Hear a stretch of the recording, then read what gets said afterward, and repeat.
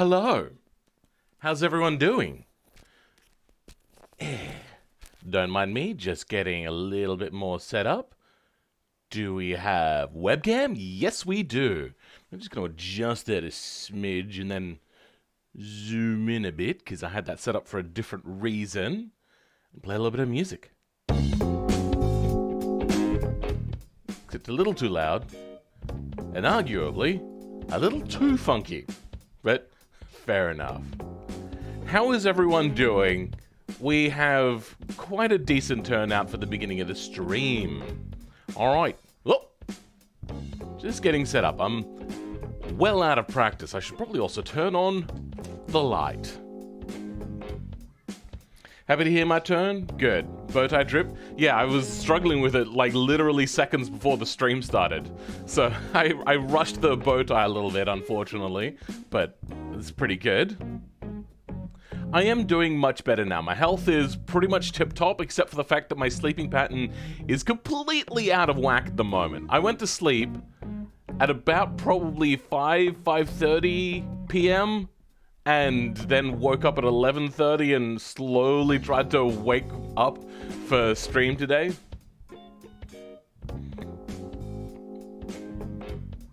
Bad rock at the end needs to be pointy and stick into the ground.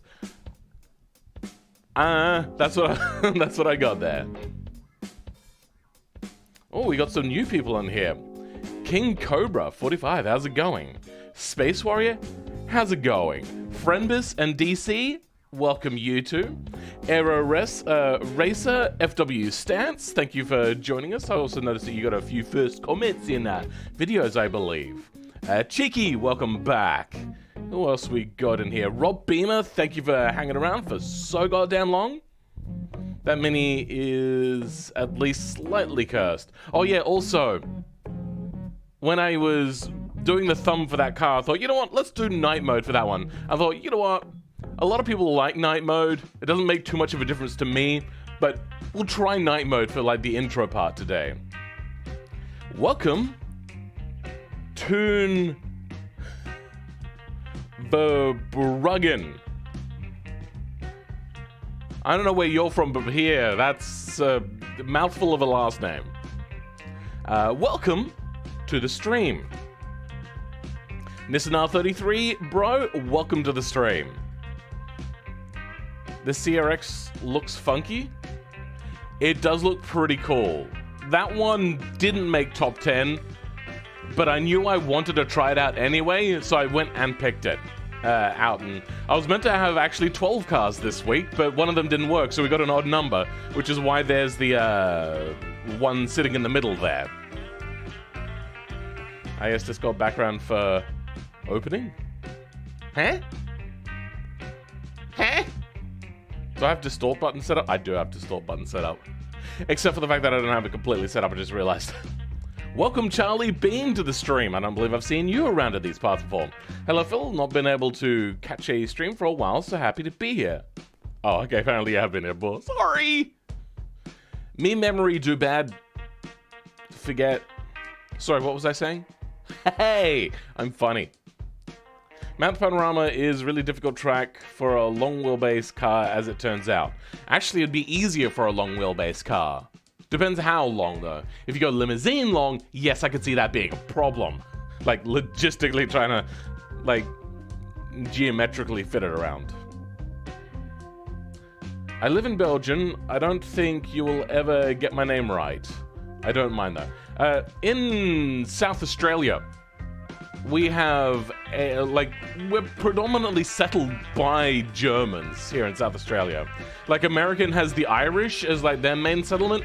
In South Australia, it was mostly Germans. And between the First and Second World War is when kind of, like, the last massive wave of Germans came over. And my mum's side is all German.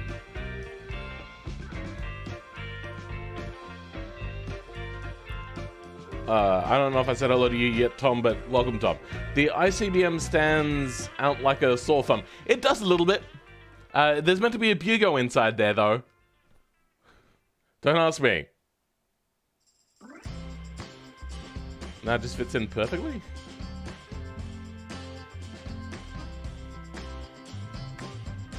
I don't know, maybe my reactions are scuffed.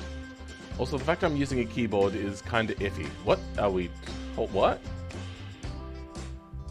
Are you... what? Oh, you're talking about Man of Panorama still. Okay. Welcome Ryan Cooper to the stream. How's it going? Is the automation fix the hitbox for LMP, body, and BeamNG? What? What? So I think I know what you're trying to say, but was there a broken LMP1 body? I don't know.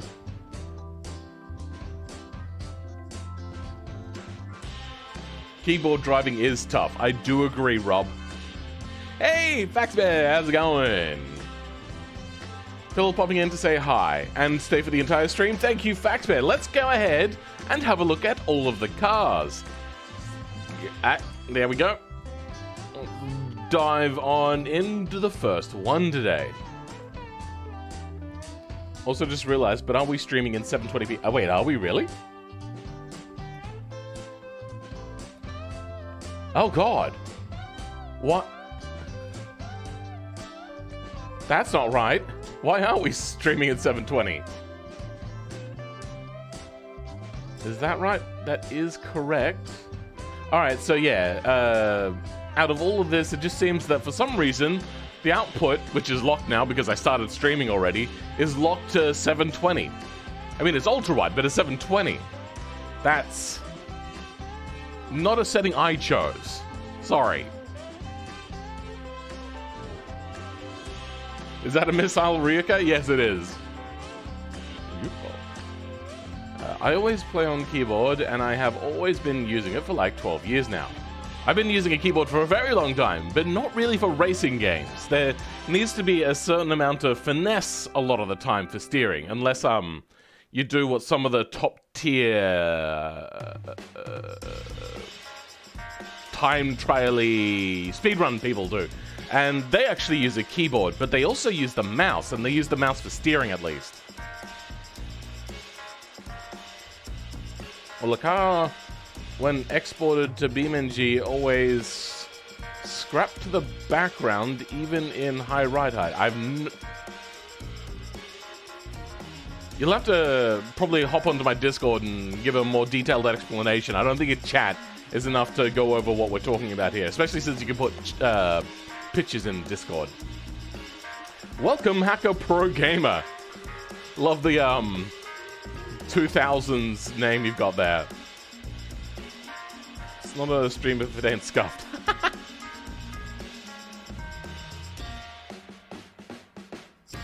This first car looks nice. I agree. It does look pretty subtle and good. If anybody knows these streams, you know that I do appreciate the subtlety of mundaneness in car design. I mean, we could all make supercars and hypercars to varying degrees of success, sure, but to be able to make a mundane car and make it look really good in its mundaneness is a really good skill, or like a really hard skill to gain. It's not something that many people can actually master, and a lot of people just straight up can't like wrap their head around how to do it. So when I see it, I'm like, oh, well done, Jahan. I use my keyboard because I'm lazy, but I still manage 134.9 on automation test track without silly shortcuts. Damn, son. Does look a little bit like 11, I agree, but that's mostly the body's fault. Your car on preview? Yeah. By the way, I love that 100-mile-an-hour Mercedes-Benz tow truck. I'm glad you like it. You know what I noticed? Let me quickly go over to here. This video, it was failing. It was like it was tying always between like 8th and 10th place out of like a ranking of the 10 most recent videos. And then suddenly, in the last couple of hours, it's gone up to #1 and right off the scale at 2.2k views. It's not my best video. I mean, I think it's a good video, but that was random and out of nowhere. So if anybody's seen that one recently, thank you for feeding the algorithm, I suppose. YouTube just suddenly decided, you know what? I think we should give him more views. Very, very peculiar. There we go. You enjoyed that video? Glad to hear it. I use keyboard because I'm faster playing on a keyboard than anything else. It more comes down to practice, but if you were to use a wheel, the wheel would probably most likely be faster as well.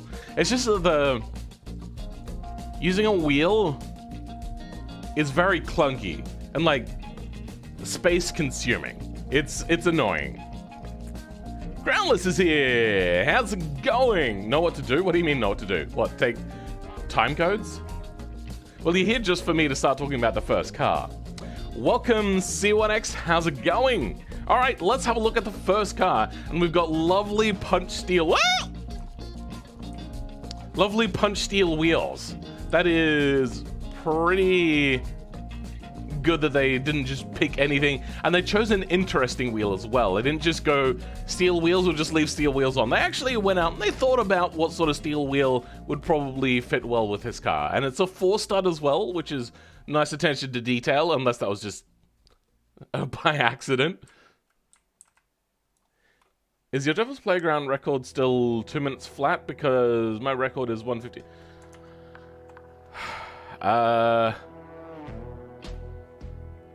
Control Shift F. There we go. Let's go. Friday Pike Day. Sheet 1. Yes. I believe this is for... Yeah, 2 minutes flat. And you got a what? A 152. Nice. Things are a lot better now with cars, so maybe I'll try that again at some point. Don't forget to like the stream. Yes, thank you. Yeah, if you do like the stream, go ahead and like it, please.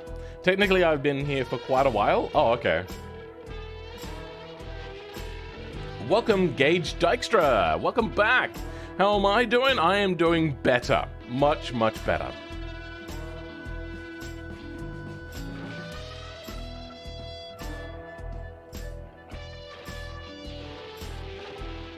Alright, I won't confuse you. Well, at least I'll try not to, Groundless. So here we got lovely little spots down there. I think the spots are maybe a little too far apart. Generally, they were a lot closer together in the middle, but aside from that, I don't mind that too much. I like the detail sort of trim that you've got above the headlight. That's a nice little touch. The grille is a nice choice. You got nice little ventilation down here. A lot of people forget this. And I do appreciate that you put that in there. And I feel that you were not wanting to cover it up with little, like, rally spotlights, but you probably should have. I mean, it would take away, but it probably would have looked better if they had been closer in together. I'm not sure why they were closer together, but they were. One too much, 1% too much steering. And you're in a tree or upside down. What are we talking about now? I have the fake Rari and it's very volatile, lol, not very suited for my keyboard. Yeah, that fake Rari was so bad. So bad. The front of the car looks like it should be on a bigger car. Yeah, but then again, that was not entirely uncommon to, like, have those sorts of styling details on cars. Let's see what we've got on the inside. On the inside, we have McPherson Strat front drive. Wait, yeah, front drive, Boxer. Interesting, very uncommon for this sort of time period. Boxer 4 with mechanical fuel injection. Okay. This is probably a more upmarket car then, but it's front wheel drive. So here we got a little bit of a contradiction in terms. Because mechanical fuel injection, though better, was generally a lot more expensive. But front-wheel drive was always to be more cheaper and more efficient. So unless this was like an expensive efficiency build, this just doesn't go together very well. So I like it, but I also don't like it. Also, Boxer engines have only ever once been the cheaper option. And that was only because they really needed it, because it was in the back, and that was for the Volkswagen Beetle. Otherwise, flat fours are more expensive and more tricky and all that sort of stuff, and you got overhead cams. I just don't understand why this is in a front-wheel drive car. I think that's a bit of a contradiction there. But the fact that the engine is so far forward in front of the axle, I love it. That is really the sort of thing that they would have done in like the 70s and 80s, is have like a very far forward engine. Kind of like what they did with the Audi all-wheel drive rally car, the S1 Quattro? Yeah. Subaru SVX competitor? Wait, was that front-wheel drive? No, I think that was all-wheel drive, was it not? The SVX was all-wheel drive. Yeah, I thought so. Flat engine is maintenance hell. I mean, it can be, yes. Actually, yeah, no, there is actually a lot more maintenance hell with boxer engines. Why did the music stop?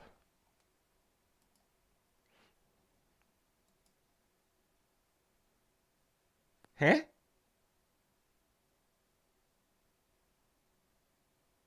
I think we've lost music. Has my internet stopped working? No. No, my internet is still going. What is happening? Alright, let's re-cue the music up.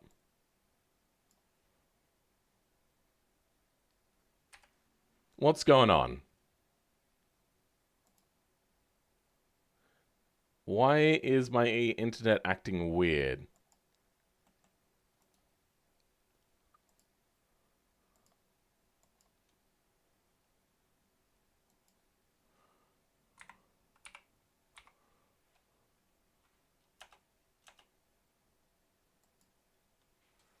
What's going on?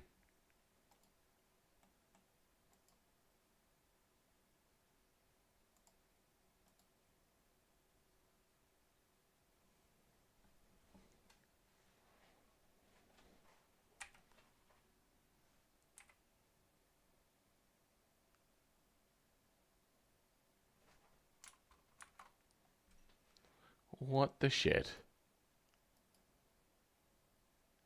That's all good. That's all good. My internet is working. Oh, that, no. Oh, yep. My internet works sometimes. What is going on?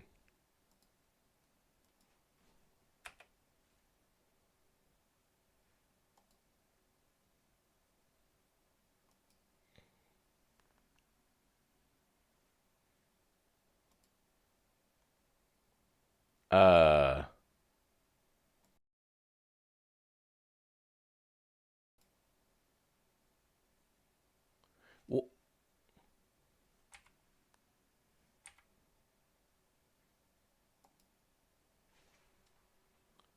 oh, I'm back now. Am I? Yeah, okay, I'm back now. What the flip? My internet just completely decided it was doing its own thing. Wait, is it doing it again? It's doing it again.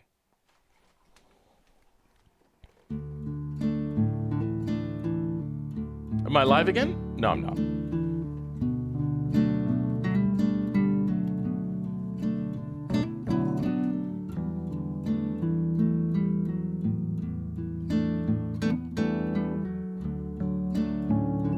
What is happening? Wait, am I live again? Yes, I am live again. Alright, I just unplugged my Ethernet cable and plugged it back in, and we are going good. Apparently our bitrate, though, is 15,000 kilobits a second, which is higher than what it should be. Yes, it is Mother's Day for us. That was the weirdest thing. I am sorry. I don't know what just happened. Hopefully it saved it all as like one stream and we're not gonna have like a list of little bits of stream there in between in YouTube VODs. Very weird.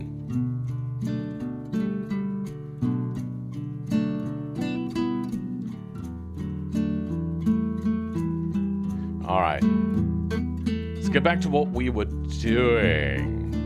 There we go. Alright. And we got a big thing here on YouTube telling me error. YouTube is not receiving enough video to maintain this. Yeah, good. Good for you. Can we do away with that?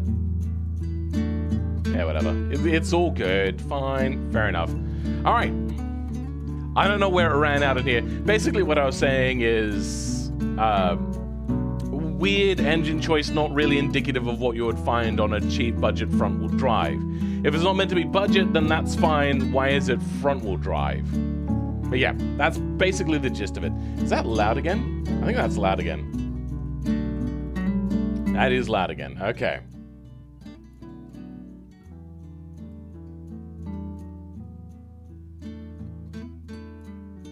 Hopefully that's a good volume. All right. Yeah, so we got front-wheel drive, McPherson strut. Is that drum brakes? Okay. McPherson struts and drum brakes? That is keeping it really cheap. So once again, why do we then have a Boxer with mechanical fuel injection? Would they not have just gone with some fuel-efficient carburetors on just a regular old straight inline? Weird. Anyway, coming out to the back, we got dual exhaust going into a single exhaust. Okay, once again, very cheap. And then a solid rear axle on drum brakes. Once again, very cheap. Why do we have a mechanically fuel-injected flat 4? I'm very confused. In the 80s, we were still in the time of, like, make it repairable and people will want to buy the car more. Now that all gets lost in the wash, so people don't care about repairability, so that's how flat 4s do just as fine as everything else.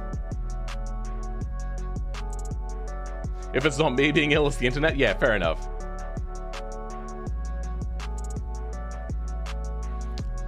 Wait. Did I just cut out again? Have I been cutting in and out this entire time? All the budget was probs blown on the Boxer. Yeah. I'm assuming the car was not cheap because of the engine. Like, that mechanical fuel injection, not cheap. It is actually quite expensive. Then, looking at the interior, we have correct side drive. I love it. A fairly fleshed out dash. Not too bad. No radio, though. Is that, once again, to keep it cheap? We do have an automatic. And not bad rear seating room, but also not good. Like, quite cramped back here. And that is, yes, mostly because of the wheel thing. You've done a fairly good job of encapsulating all of the roofline and all that sort of stuff.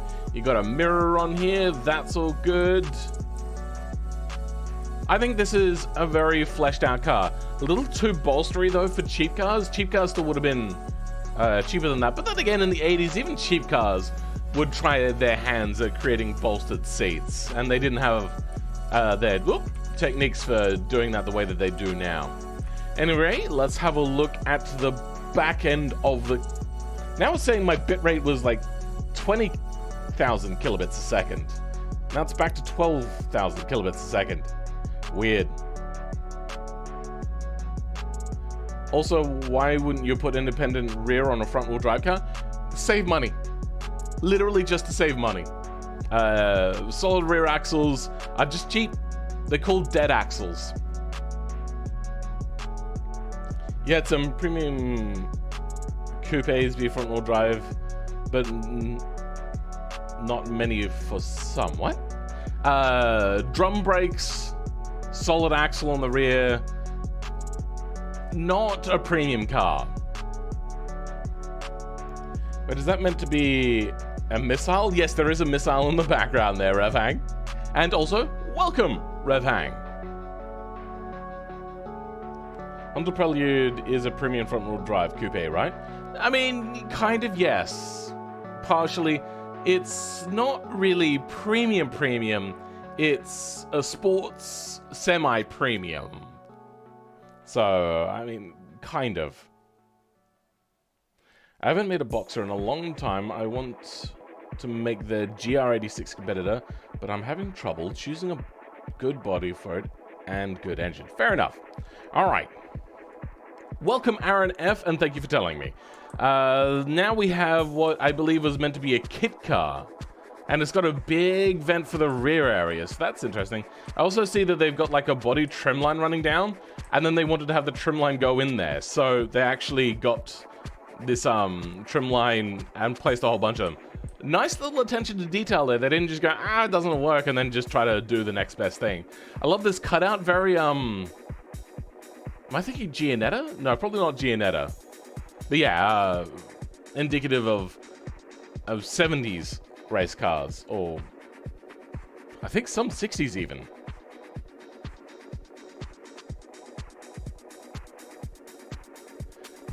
I do kind of agree, Rob Beamer, but I'm not entirely sure if I still completely condone it. We have nice trimming around the front, all that sort of stuff to go out to the side. It's kind of matching up with the grill and everything. Oh, there's straight up a hole into the radiator. Nice. Okay, little attentions to detail. Weird steel wheels. I mean, it is a kit car, so saving money is still the name of the game. And they just went with a stylish one over anything else. But then, realistically, being a kit car, you could order it without the wheels and choose your own. So that might have been what happened as well. I do like. Moving inside, we have drum brakes again. Okay, double wishbone suspension. I suppose, yes, that would have been probably the cheapest option. There is no front engine. It is, in fact, mid-engine, not rear engine. And that is a big... Oh my goodness. That's a big quad cam V8. That's excessive. That is very, very excessive. With quad Solex, DCOE carburetors. Wow. Interesting. Do we have 4 or 5 valves, please? Oh, 2 valve. Okay. So this probably would have been a race car engine and put in this car. I mean, it is a kit car. You can put whatever engine you get your hands on in it. But that is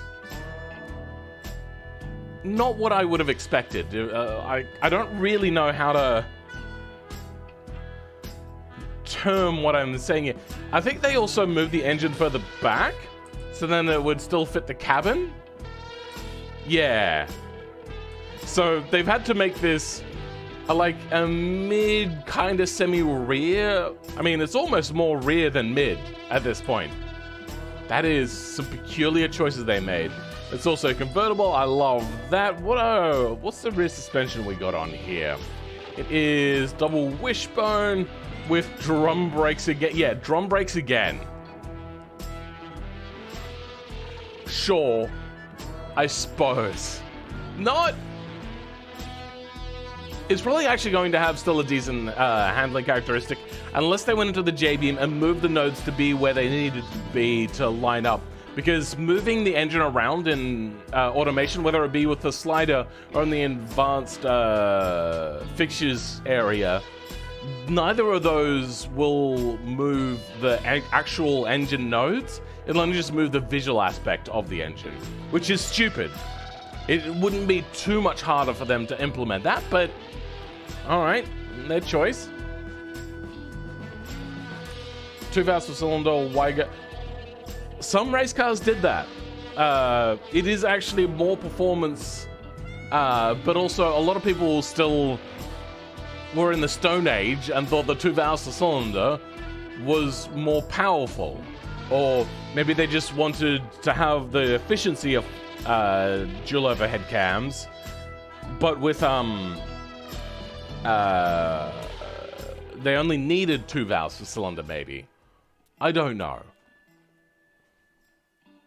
He was talking about Rocket, not me.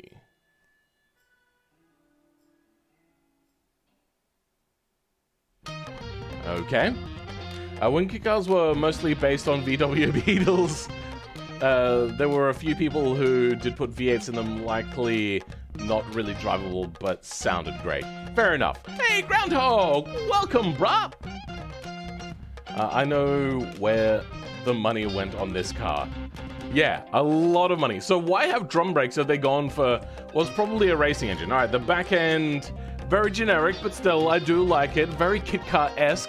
They've gone with bodywork where they can fit just generic round taillights, which were quite easy to get a hold of.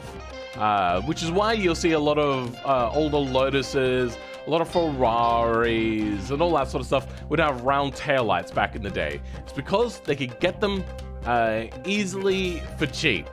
And then they become like a main staple sort of thing in other cars' designs because they were like, oh, well, these cool cars have it, so why can't we? So your Corvettes and your Skylines also ended up with round taillights back in the day. Not because they were cheaper, but because they were like, oh, these are what's used on supercars and race cars, so we'll try them as well. And occasionally still you will see that made on newer cars. Like some LMP1 cars would have them up until like the most recent of days. Before it ended, I believe I saw one LMH concept car that also still had round taillights. But yeah, that's why they would do that.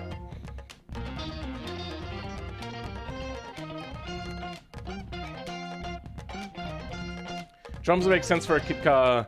See if an old crappy hatchback was used as a parking. Sure, but they're going with a big, probably what is a race engine, and put it in here. When did disc brakes become common on road cars? I'm not talking about common. That's a race engine. But common on road cars, by what I've been seeing so far, is they started to pick up in more premium cars or heavier cars in the late 60s is when I saw a lot of them start picking up on it. And then the transition for a lot of Germans sort of happened around the 80s, and then Americans towards the latter part of the 2000s. Australia switched over in the 80s, so I know that this may be before common. McLaren was rear taillights taken from a bus. Really nice. I know the Lamborghini Diablo used Nissan 300ZX headlights, but then again, I'm sure pretty much everybody here knows that one. God, I love that one. That's a lovely little tidbit of information. Made a car this morning. It's not good. Welcome, Emily Perrin. How's it going? Yaris 1.6 liter 3-cylinder. That's a very big 3-cylinder. Lambo has headlights from Nissan. Yep, FW Stance knows that one as well. Anyway, let's go in and have a look at the interior. They've got extra details here for the headrests. Headrests also, once again, not very common until late 70s, kind of in the 80s, depending where you are, where it was a regulation to have headrests. Otherwise, they didn't really bother with it. Nice buckety type seats. Got a manual here, wrong side drive, but that's fine. Not everybody lives in a country where it's on the correct side. Looks fairly good. No center console opening probably, and that's very common for that sort of time. Oh, you can see a little bit of engine through there. I don't know if that was deliberate or not. Marks down. Yeah, nicely fleshed out design. They've got a lot of details here that they wanted on this car, is the way I'm going to put it. And I do like it and do appreciate it. I love this extra accent on the hood. Really cool stuff. You've gone for your own flavor, which is what kit cars are all about. Adding your own flavor to it. The front, though, seems a bit wasteful for a mid-L rear-engine car, but sure, why not? King Cobra, welcome to the stream. Unless I've said that already, I'm not sure. You think the Murcielago uses engine from the 60s? It might be based upon it, but I doubt that they're the same thing. Daewoo Nibiru and the Maserati Quattroporte share taillights. Oh, really?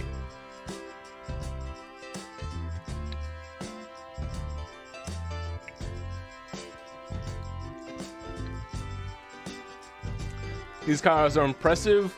You wish you could do that? More time is the key to all awesome builds. Is time thinking about it, time from experience, knowing what looks good on cars, look at a lot of reference images, but then also spending a lot of time going like, I'm going to put this here. No, that doesn't work. I'll try something else. I'll put that here. No, that doesn't work. I'll put something else there. And then maybe coming back to it later and then trying it again and doing other things. And then spending time looking at reference images going, oh, that's what I was doing wrong. Or looking at it and going, oh, okay, this is why I can't do it. Or why I couldn't do it and then you'll try to work something around it. And here is a perfect example of it. Very Bossazocco-esque, but also meant to be very race car looking. They've done a fairly good job, but they've done a few things that weren't done in real race cars from back in the day, out of the difficulties of it, or because they just didn't look at reference images. So I love this car, and this car I don't believe actually made the cut, but I went back and I picked this one out because I knew I actually wanted to try this one. So the one thing is this would have flat panels on the side there that would stick up higher than the front splitter itself. And then we've got, this here is not all in alignment. This is not three-dimensionally, oh, it is three-dimensionally inside. Oh, nice attention to detail there. The exhaust were usually at an angle though, so I kind of wish you had chosen an exhaust like that, but can't all be winners. And here you can see that they wanted the lines down the side, but if you try to stick lines on the side of a car, it'll go to the car and not to the fixture. So what they did is they stuck that on there. And you can see that they've made a little bit of an error as it goes in too far, but this is all nitpicking. Because if you do the 5-meter rule, bellissimo. One of the best looking cars. It is so good. I love it. But yeah, looks like a silhouette race car. Yeah, kind of. I don't know if it would be a silhouette race car though. Wrong terminology there. Kind of looks like a Corolla E8611 from the front. Yeah, I mean, I would have said it looks like an R30 or R31 sort of Skyline, but then again, I'm kind of also looking at the entire thing.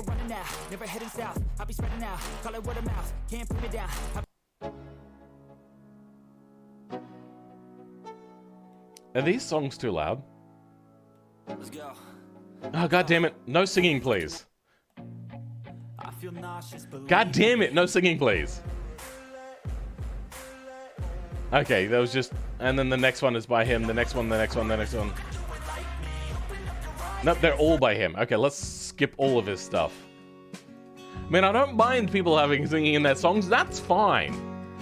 But it's usually not where there's talking involved as well, because talking and talking in songs at the same time can prove difficult for some listeners. I'm one of those listeners as well.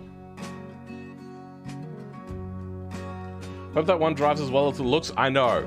It does look like it's going to be really great. I hope that it has like a really ferocious engine that has lots of engine braking. So like, you lift off the accelerator and the car just goes... Zzz. I hope it's got like that sort of thing. That would be so good. Music volume is good? Okay, good. I suppose I've just got my headset turned up too much. Coming around to the back, also looks really, really nice. I think they've... Yeah, so here's the back of the car. They wanted to extend it out. So they went to so much detail. And the reason why they got flat lights is because they had to have that, because it didn't conform to the body. Lots of time, lots of thinking about how they wanted things done. And eventually, after lots of practice, you do get there. And you end up with something that looks this freaking cool. Welcome, Santiago V. How's it going? Or VE. Thank you for giving your opinion on the volume. That is actually quite helpful. All right, let's go in and have a look at the interior parts. Oh, I was about to say that I didn't agree with the wheels, but then I just noticed that these are more like a turbo fan wheel. Not exactly a turbo fan wheel, but a lot more like a turbo fan wheel, which is very indicative of this time period. We have single piston, double wishbone, vented discs. The engine is... What is... What is this? What exactly... What is that? What's this big silver thing? Oh, what the f... That's the radiator? Why did they extend the intercooler in so far? What the hell? Just 3D place it, bro. You don't need to... That's... This big silver slab is the intercooler. Sorry, not the radiator. This is... Oh, but then they got like the real... Whatever. You get the idea. We have ourselves a straight 4 big turbo, I'm assuming, on a race tubular exhaust. Yeah, that's a big turbo. It is really hard to see in here, though. Yeah, that's a massive turbo. All right, we're out of this playlist now that we skipped all of that guy stuff.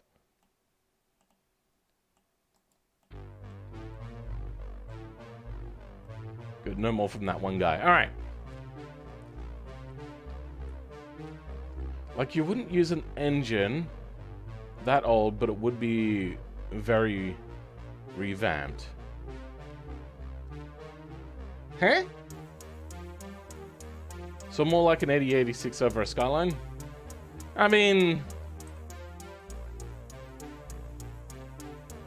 I disagree with that statement. Oh, you're talking about the engine? Sure.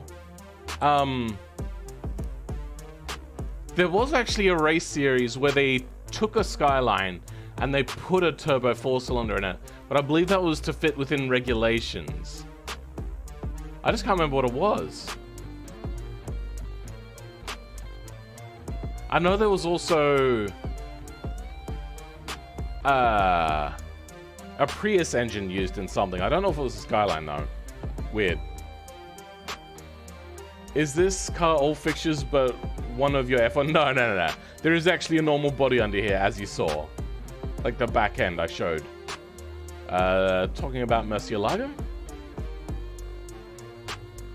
Oh, okay, yeah. So, as I said, based upon. Maybe.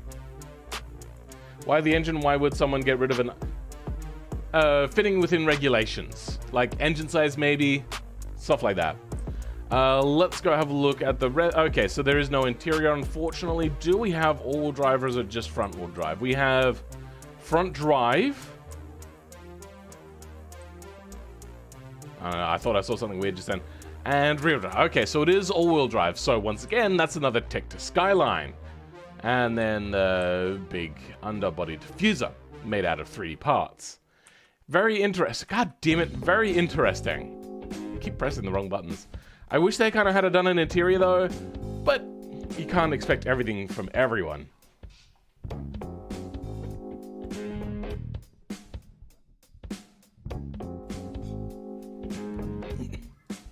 All right, that is that car, and I'm excited to try that one. I don't know whether it's going to handle well, though. That will depend on a few things. And then this wicked thing. I don't know how I missed it the first time this came up, but I had to go back and make sure that I actually reviewed this one because it looks so cool. They spent a lot of time imagining how this car should be in automation, unless they used a reference image. But I couldn't tell whether they had the reference image first or after. But there was a cartoon image that this was based upon. Well, looks and sounds like it's going to be good. Hopefully. I don't know if they actually got the aero set up correctly, but we shall see. Then we've got this thing. We have 6-piston carbon ceramic brakes, double wishbone, no motor. I think that's meant to be an electric motor. I'm unclear. Heading down to the back, we have no drive to it. 6-piston again, on carbon ceramic with push rod on a carbon fiber chassis. Interesting. Sure. Apparently this has also got a bunch of J-beaming in it. I didn't get a chance to see what J-beaming it was. Oh, this is translucent. Interesting. Coming to the interior, unfortunately, I think they used cloth when they didn't mean to, and that has meant that it has come out shiny. And then they've got some sharp edges around here, which has meant that they've done some 3D modeling work to it, and they didn't go ahead and remerge a whole bunch of the vertices, which don't come out properly when going into BeamNG. It's a little bit of extra detail that you have to do sometimes. Cool dash. I wonder if that illuminates.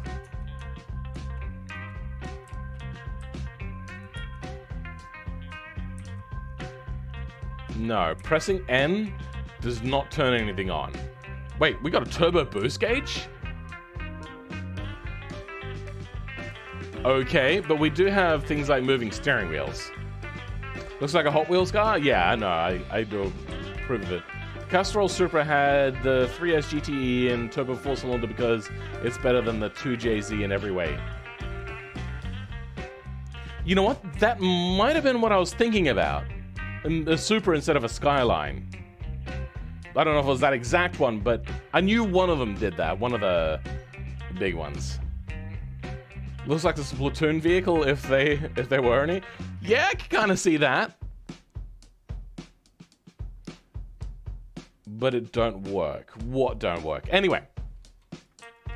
This is a very cool car. Very funky.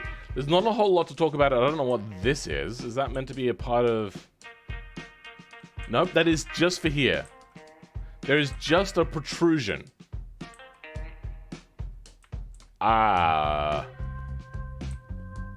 Sure, fine, okay, whatever.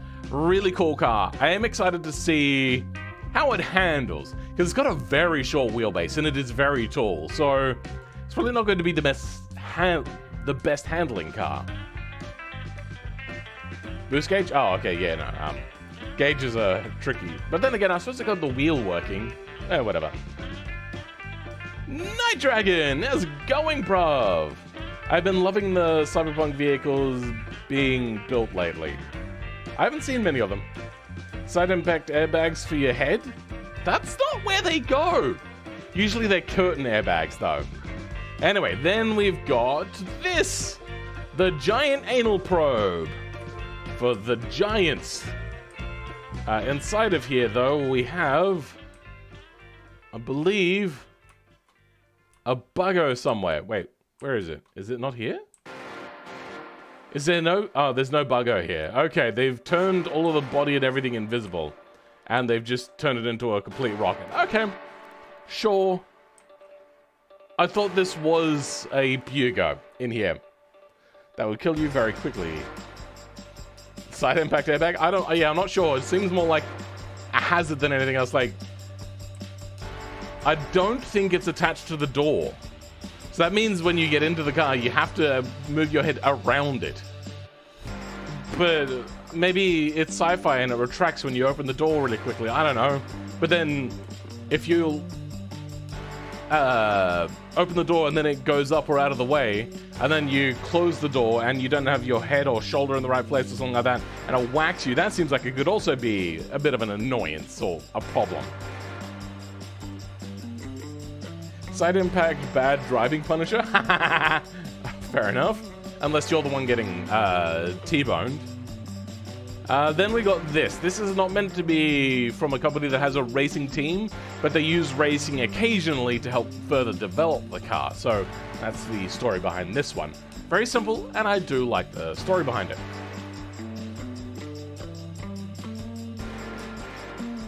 I don't know what this is. What this been? Oh, what? Friendbus, English, please. Hey, Canola guys, welcome back! Mini, kinda yes. Looks like a Chinese-made classic mini knockoff. I disagree with that statement. Because the Chinese knockoffs look hideous as hell. It's as if they're worried about copyright infringement.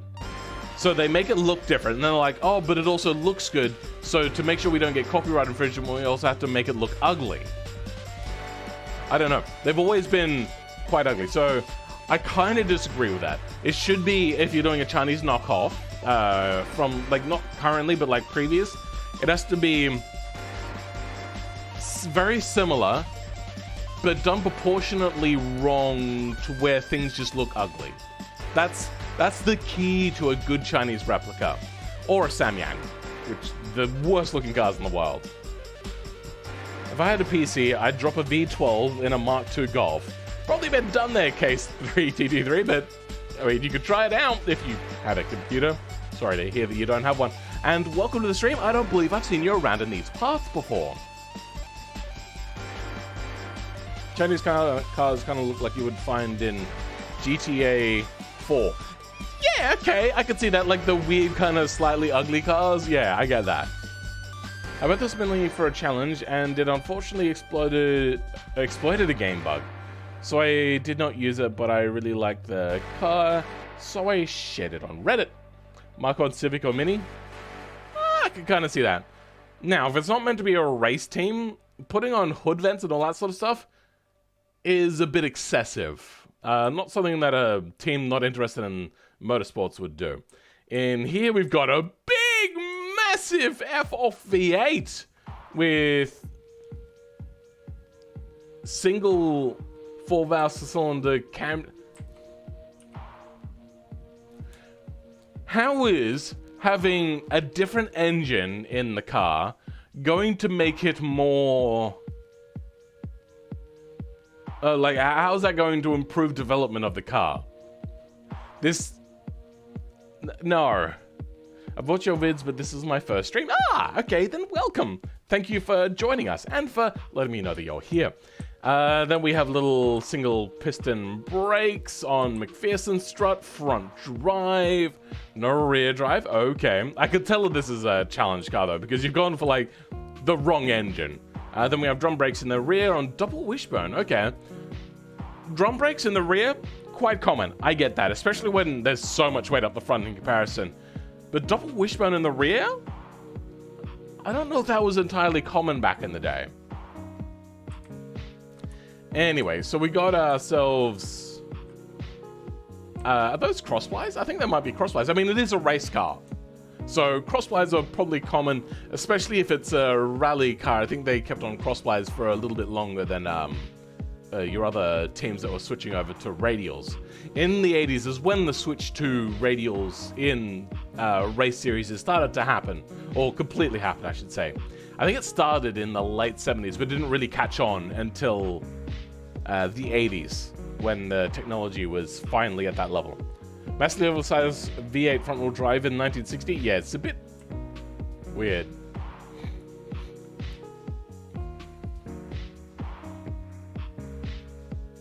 Hey, I'm A. How's it going, bro? Welcome. That rear end? Yeah, those taillights are a bit of an odd choice. Why is there two lots of brake lights? Usually it's a dual filament. So one will be on just for your running lights or whatever, like when you got your headlights on. And then the second filament will light up, making it a lot brighter for braking. Not usually two independent lights. So that I disagree with, because you got indicators. So you're not doing an American style of brake light. I don't know. I don't think that's correct. I think next time I'll share my double multi-link suspension hypercar. Yeah, I don't think... With the sort of multi-link that's in automation, not the solid axle, but like the one called multi-link, I don't think there's been any cars with multi-link in the front. And that's mostly because multi-link is all about keeping the geometry of the wheels in a certain sort of way. But you also need to have the wheels pivot. For steering. And I don't think that multi-link is very conducive for that. So many taillights? Yeah, it's a bit of an odd choice. Let's have a look at the interior. We got the half cage from one of the mods. Cool seat choice. Fairly decent dash. Nice choice of steering wheel. It's got all of the bare minimum sort of stuff in there. 3 pedals. Oh, this is just sectioned off. Okay, fair enough. Alright, not a bad belt. I do like it. Looks better at a distance though. Then we got this cool little convertible. Now, they said that this is a garbage V12 car that nobody would buy. I don't know. If it's cheap and V12, it's got a market. There's going to be a lot of people who are going to be like, I just want to have a V12. Even if it is garbage, I just want a V12. And there will be a lot of people that buy it on that basis alone. Let's have a look here. Not bad. Interesting details. Then in here, the big V12. How many valves per cylinder? 5 valves per cylinder. Okay. That one's a bit odd. Probably not a very cheap car then. Dual plenum, I do like. Very indicative of this sort of engine. Coming down here, we have 6-piston brakes on McPherson strut. Maybe they needed more engine room. That's why they've done that. Have we got... Oh, it's also quad turbo? Oh dear, and it's all-wheel drive as well. Let's go down to the back. We have Semi-trailing arm. Then two-piston solid disc. Weird, I don't know why it's not more vented, but sure, whatever. Short wheelbase, prone to oversteer. Semi-trailing arm, prone to oversteer. Add the two together, this is probably going to be problematic, but it is all-wheel drive, so that'll probably help some. I'm just concerned that it might not handle the way in which you were hoping it would, especially if you got a buttload of power going through such a small car. Ah yes, turbo 48 valve V12, definitely known for being reliable. Yeah, reliability is probably going to be an issue for the long-term sales of said car. Damn it. Let's go back to this car. Alright, so probably poor decision making, but I suppose that's what you wanted. Big speakers in the back, big plush seats in the middle, probably some sort, yeah, that's some sort of automatic, which is fair enough, but I get it. Interesting dash choice. I like how they've kind of done it, except for the fact that there's this weird gap. I do like the plain glass looking dash. It looks really cool, except for the fact that it's not very practical. Lots of reflections will go for that. There's no, like, a sun reflection shield, or light shield, I'm not sure what you call it. Like, the shroud that goes over the top of the dash. There's none of that to stop reflections, and that does start to become a problem. I have actually run race cars that didn't have conventional dashes, and it immediately, like, even though it had the tilted glass on the front of the gauge dial, if you go into your car and you go to your dials, not only does it have the shroud, if you touch the glass, you'll also notice that the glass, like, is curved towards the top, towards your head, to, like, stop reflections going onto it. Unless this is all mechanical and all exposed and there's no glass here whatsoever, that will be a problem. As a mechanic in training, the motor made me cringe. I get that.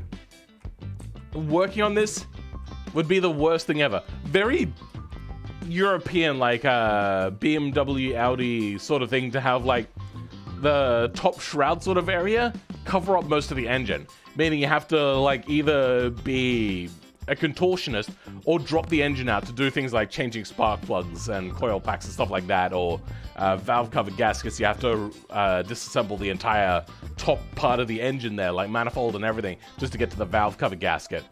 That, very European.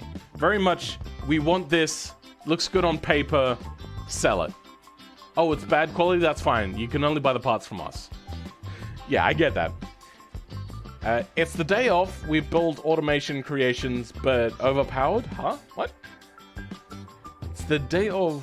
Oh, it's the day of we build automation creations, but overpowered. Maybe.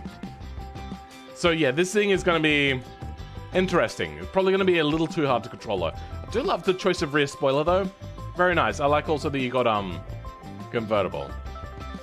And is that... I think that's my sun visor. So, well done. Except... either you've got them engaged or you got them the wrong way around.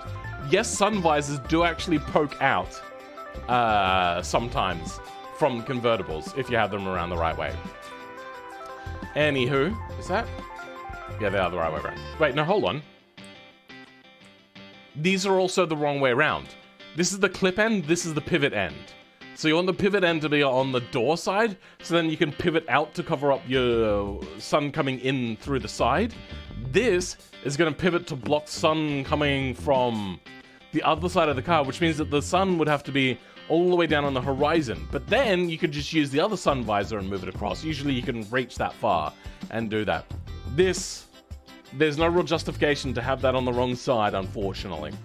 Still, the rest of the car is pretty good. Very, well done. One issue I'll say, though, is you're going to have a problem with heat management in this engine. So you either have, like, this is all real grills and vents and all that sort of stuff, and have terrible handling. Because that air has to go somewhere. And currently, that air then will get pushed out underneath the car, which will cause lots of lift, which is not something you want. So if you're going to have big vents and grills, either block a lot of it off, have less cooling, so have a less powerful engine, or massive amounts of exit vents, which you don't have here.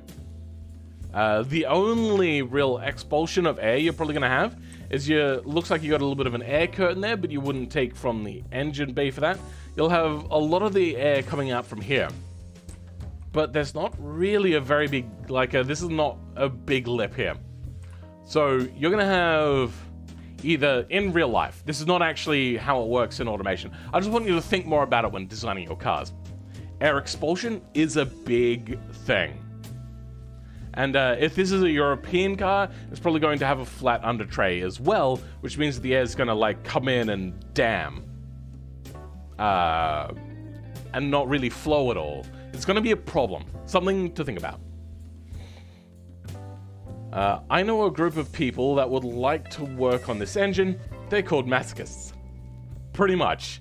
Anyway, then we got this cool, funky looking thing. Also, didn't make the top 10, but I had to pick this car because I've seen it and I've always wanted to try it out, even though I think their aero is completely messed up because there's pictures of it ramping when catching air. I think set up wrong. Let's go in and have a look at what we got in here. We have cool looking wheels, McPherson strut, 2-piston solid disc brakes. You'd probably upgrade to vented for a race car like this, but sure, to each their own. We got front drive. Oh, no engine in the front. We got front drive, so that's probably all-wheel drive. Yeah, all-wheel drive, mid-engine, box of 6. Actually, aspirated or turbo? What is this big line going down there? Is that the... Oh, that's the drive shaft. Wait, no, that's not. What? What is this pipe? That's the exhaust? What the hell? Why does the exhaust come up here and turn around? What the hell? Wait. Is this... No. I was about to say, is this a front engine car where they just shifted it to the back? But no, that wouldn't be it, because then the drive line wouldn't be in the right place. This is peculiar. Then we have multi-link rear suspension with drum brakes. What the hell? Anyway, is this naturally aspirated or turbo? It looks to be... turbo. Oh my god, look at the size of that turbo. Jesus, that is a Mahusive turbo. A Mahusive single turbo. That is bonkers. This thing is going to have so much goddamn turbo lag. What the hell? How even? I'm getting a lot of CRX. Yeah, I do agree with that. In that case, it's a Merc, right? I'm not sure what you mean. Automation, exhaust, maze routing. Yeah, very peculiar. I do like the design of the car, though. Very cool. That's not how a multi-element wing works, but I'm assuming what they did that for is because they just wanted more downforce, for the most part. I do like it. I like the venting out the back here. Very subtle use of taillights, but still pretty darn good. I love the cutaway with the extra ventilation, probably transcooler and stuff in there. Very nice. I love the side cut-in sort of thing with the stuff there. Side splitter? I'm not sure what to call that. Side curtain? No, not a curtain. Curtain's a different thing. We got the fire extinguisher in there. Is that actually a fixture, or is that a whole bunch of individual 3D parts? I think, yeah, this is made out entirely of 3D parts. Well done. Commitment to the cause there to get that fire extinguisher. Really like it. Fuel tank in the cabin space. Not a thing. That is a safety violation. No race course will let you have that happen. Unless that's meant to be something else and not actually the fuel tank. But if it is the fuel tank, that's not allowed to be there.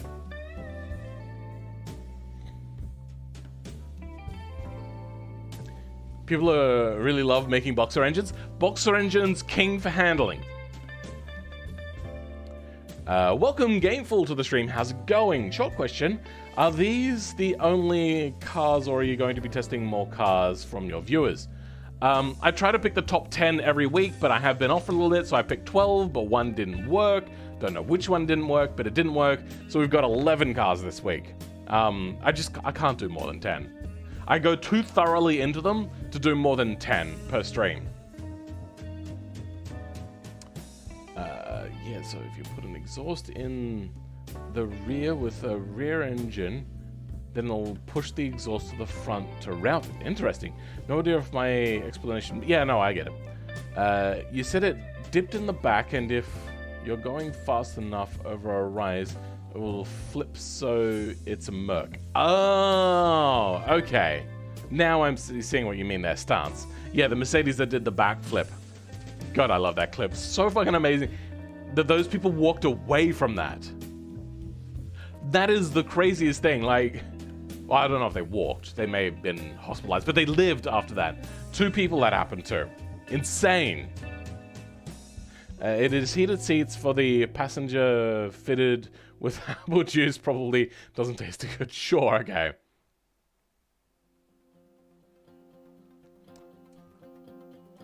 Let's move on to the next car. I think I've spent enough time geeking out over how much I love this. Like, they've even got hood pins. Is that a single fixture, or have they gone with... I think they've used standard fixtures and matched it up with other things as well to make it all work together. I'm not sure. But pretty cool. Also, that's not how a hood pin works.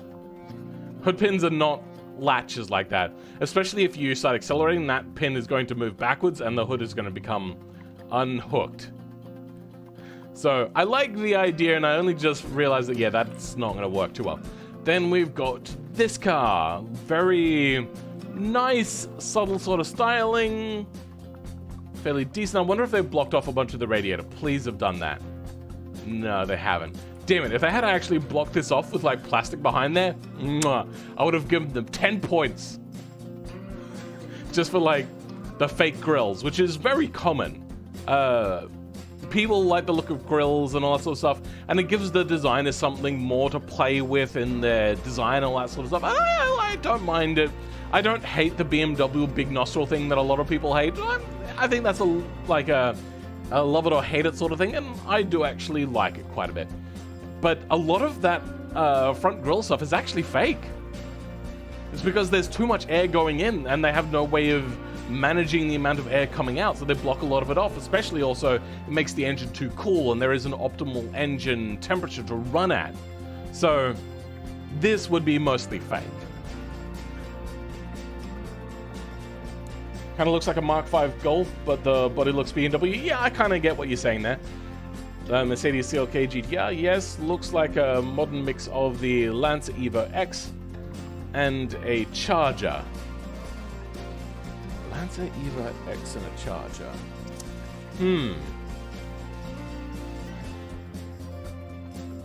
I get the Charger. Not really the Mitsubishi Lancer, especially considering it's a 2-door. That's also hurting it a bit on your argument there. Supra is the biggest offender? No. Supra is the most offensive. But if we're talking amount of grille that is fake, no, I'm pretty sure American trucks take that, but then again, you can also remove a lot of that for going into hotter climates, or block it off more for going into colder climates, or ones where it's actually got a turnable thing on there for going into freezing seasons. I'd say that the BMW would also be next highest for that sort of thing. Daewoo! What? Anyway, welcome to Daewoo Gaming North Korea. Let's go in and see what we've got as the running gear. We have carbon ceramic 3-piston brakes on double wishbones. Okay. Probably a European car then, because very expensive. What is that cutout? Weird. Sure. Then we have short cast headers. Okay. I mean, I thought this was going to be like a premium race version of the car. Considering that's what they called it. But short cast, we've got enough, so let's just keep the price down sort of thing. I do approve. I was just surprised. I'm just so much in the headspace of everyone does tubular exhausts. And that is a pet peeve of mine. So I do appreciate that you've done that. Good, only 4 valves per cylinder. They haven't gone, well, I want more power, so 5 valves per cylinder. Quad turbos, everything. What is up with this manifold? Why is this airbox cut away so much? What happened to automation? Weird. Anyway, I like this. No front drive. Good, so it's got just rear-wheel drive. Now, I don't hate all-wheel drive. I'm just saying, usually all-wheel drive is a motivated thing. Usually for colder climates where it's snowing and stuff like that. Or they just want something for sporty reason. Or they want to say that it has rally pedigree, which is bullshit. Yeah. But if you can make a good tuned two-wheel drive car, mwah, you've done well. You have spent the time to make sure your car is good. And if you haven't got it good, well, at least you tried. We got multi-link, 3 piston brakes, carbon ceramic in the rear. Yeah, if we're going carbon ceramics, it's probably going to have tubular exhaust, because carbon ceramics are goddamn expensive. Like, we're talking thousands of dollars per brake disc. Usually a brake disc is like $30 a brake disc. So the fact that you've gone thousands of dollars for this and then not the tubular exhaust, odd choice. But then again, they probably just went, well, it'll got all this stuff, it looks good on paper. There's no piece of paper that says this has a tubular exhaust and people go, wow, that's a thing. No, they wouldn't. So having, I suppose, a cast manifold, still doable if they just plop the engine in. Fair enough. Don't question if it's probably some whack German engineering. Yeah. The airbox cuts is what we call an automation moment. Yeah. Multi-link, pretty cool. Back end, subtle but quite nice. I would have liked to have seen this maybe number plate area a little bit smoother, but still you've done pretty well. I like the subtle little lip there. That looks actually really nice. And the fact that you've got a glossy black carbon fiber, I do like. Is it a carbon fiber roof as well? No, just painted. Okay, no, you can actually have a carbon fiber roof, especially if you've got a car like this. That is not too uncommon. We have seating in the rear. Very BMW Porsche-esque. Looks good on paper, not very practical. Oh, you know what? Actually, these front seats can move further forward, so I suppose, yeah, that is an okay amount. A radio on the back? Okay. Now, having air conditioning controls in the back, sure. Radio controls on the back? Not so much. Because air can be kind of zoned out a little bit. But a radio? Not really. Like, audio travels too well compared to temperature in a gas. Automation trolling. My teacher put carbon ceramics on his $500 Dodge Caravan. Damn, son, that's expensive stuff. The roof is not carbon, so you can paint it. You can paint carbon. Anyway, the interior is absolutely incredible. There is a lot of cool stuff in here. I do appreciate. We got ourselves a is that a default fixture? Or have they put these little squares on there individually? I feel like they put them there individually. That's weird. Anyway, if they did, very close attention to detail. Pretty cool stuff here. I'm not sure about the shape of the dash. That's something they chose, I suppose. I love the screen there and the fact that they went with a custom screen. And then there's another screen down here.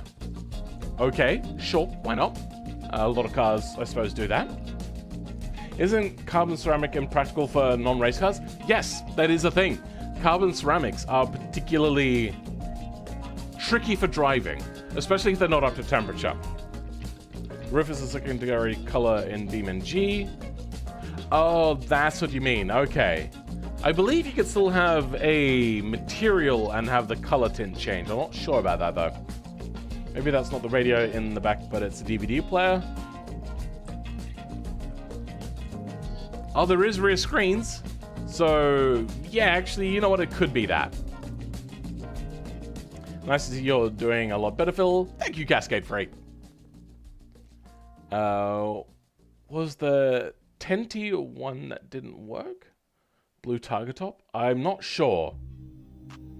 I think the carbon ceramics are there for the expensive brakes me likely. You know, Porsche actually had a much better solution. It was especially tungsten coated brakes? I can't remember. It was a special sort of brake disc that was the best of both worlds. It was really high performance, no brake fade, all that sort of stuff, but not incredibly hard to drive on. The problem is, it was like a $20,000 option. So, I get it. Carbon ceramics, cool, difficult. There was a whole thing about, Jay Leno was buying some sort of high-end car, and the guy, I believe, had to ask him, did you want carbon ceramics? And Jay Leno said, do I want carbon ceramics? And he said, are you going to do track work? Jay Leno said no, and he said, no, you don't want it. These ones will perform just as well for road use, but they'll be a lot more livable. They're better off with vented or solids? With vented, yes. Solids, not so much. Solids do cook really quickly. I mean, even vented sometimes will cook way too quickly. I'd be the type of guy to make a full-on rally muscle car. Sure. I mean, those categories do exist. They're just not very common.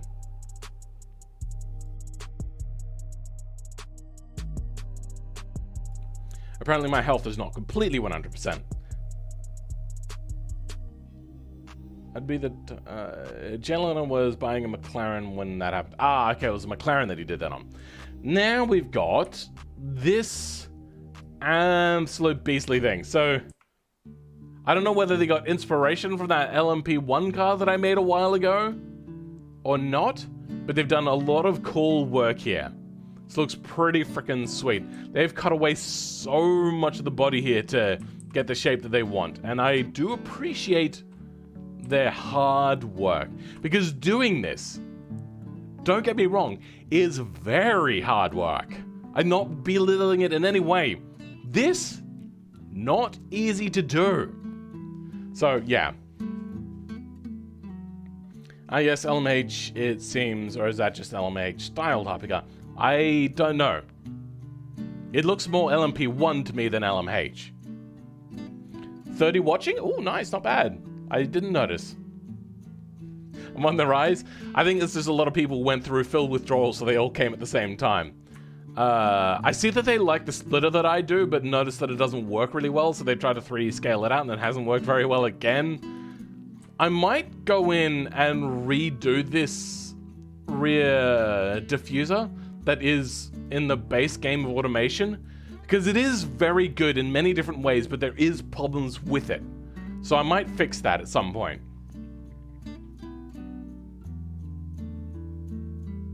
It's a more extreme of the version you reviewed last time. Okay. This is probably fitting the LMP1 regs better than LMP1 attempts before, because it actually fits two people in which LMP cars have to. Okay.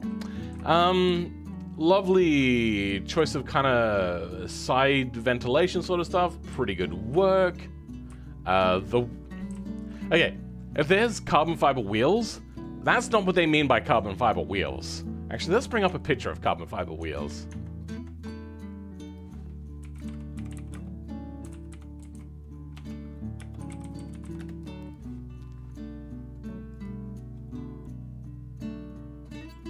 Oh, there is actually carbon fiber wheels. Wait. Are these wrapped? I think these might be wrapped. Usually, carbon wheels are actually more of a humed sort of thing than anything else. Maybe I'm wrong. Maybe wheels are actually made out of straight carbon fiber, not machined. Alright, I was wrong. I admit it. It just looks like shit though. I adjust the exhaust pipe through the diffuser and it's bugging me so hard. Let's go have a look at the exhaust pipe. Oh yeah, that's an automation thing. There's not a whole lot you can do there. I suppose what you could do is turn all the exhaust invisible by painting it invisible, but that'll make the tips invisible. But have the tips in the right place, and then the exhaust thing will place it in the right place. Then put in a tube for where the exhaust would be that is not an exhaust fixture. There's stuff in 3D fixtures for that, and then you can have the exhaust that you want and not have that poking through. It'd be cool to see an Oldsmobile Turando competitor, which is just basically a front-wheel drive 6.6 liter V8 muscle car. Okay, good for you. The GT500 and the 350 have them. Right? Anyway, let's move in to see what we've got in here. I love the little vent down here. That's just lots of little details that I like. We have double wishbone suspension. They probably would have push rod on a race car though, but I don't know. Moving down towards the back because we don't have front drive. We have... okay, now we can see the brakes. The brakes on the front were invisible for some reason. We have 4 piston carbon ceramics on the rear. Then we have a V10 twin turbo. Yes, twin turbo quad cam V8. I don't know why it's got this extra stuff in there. Can you see the engine through the top? We got 4 valves per cylinder. Pretty cool, pretty decent. No, you can't. Oh, no, you can see the engine. Okay. A little bit of a window there. That's pretty cool. I like that. Little attention to detail. And then you've used my sort of design thing. I don't know whether you, you've used my design here. You may have just thought of it yourself, but that's the design that I like to use as well, and I do like that a lot. It looks pretty cool whenever that's used. Question, where does the air go after entering the front grille? There is actually only a small amount of front grille, and having ducting run down the side of the car, not that uncommon for race cars. There is also an expulsion point back here, so they might actually expel it through there. Also, if you're gonna do this sort of stuff here, oh no, it is. There is a gap there. Your front tires are way too narrow. So what you would do is have actual oversteer in the slow speed steering graph, or steering graph slow in brackets, then rein that oversteer back in with aerodynamics on the rear. You'll still have aerodynamics on the front. You do not want to have no aero on the front if you're going to have aero on the rear. Otherwise, you end up with a Mercedes again. Yeah. Lots of ventilation here. Some of that ventilation could have come from the front. It's a race car. I get what you're saying, though. But yeah, pretty cool. Let's have a look at the interior. I see that they wanted a custom glass sort of thing, so they've made their own glass window stuff here, I can see. Did they cut away? Oh, maybe they cut away the pillar? I'm not sure. I don't know. Cool stuff. All right, moving on to the final car.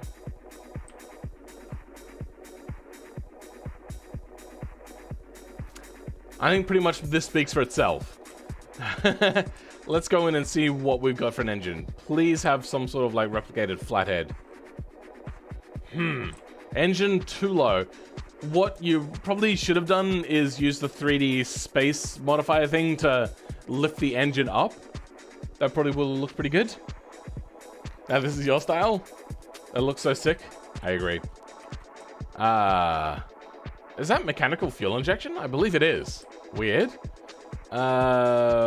Push rod, I believe. Yeah, that's push rod. Good. There's not a whole lot more on this guy. Is there a turbo on here that they're hiding? No. If they had done a turbo... No, actually, I probably would have appreciated more if they had put a supercharger thing on here and put the supercharger mod in the car. That I would have appreciated. Oh, you know what? No, they wanted the trumpets, so they wanted it to be naturally aspirated. Okay, fair enough. I do approve. What sort of running gear do we have on this monstrosity? Are they Alright, these are kind of like turbofan wheels. Those are drum brakes. Okay, no front drive, but we do have double wishbone. Coming out to the back, we have solid axle coil spring on drum brakes. Oh, dearie me. This thing is a straight up drag car. What a nightmare this car is going to be. I'm assuming good in a straight line. That'll be about it. Doesn't look like it's meant to be a drag car, though, because the front tires are not very skinny, which you would expect. Did this body even available in 4.27? Oh, actually, yeah, no, you're right.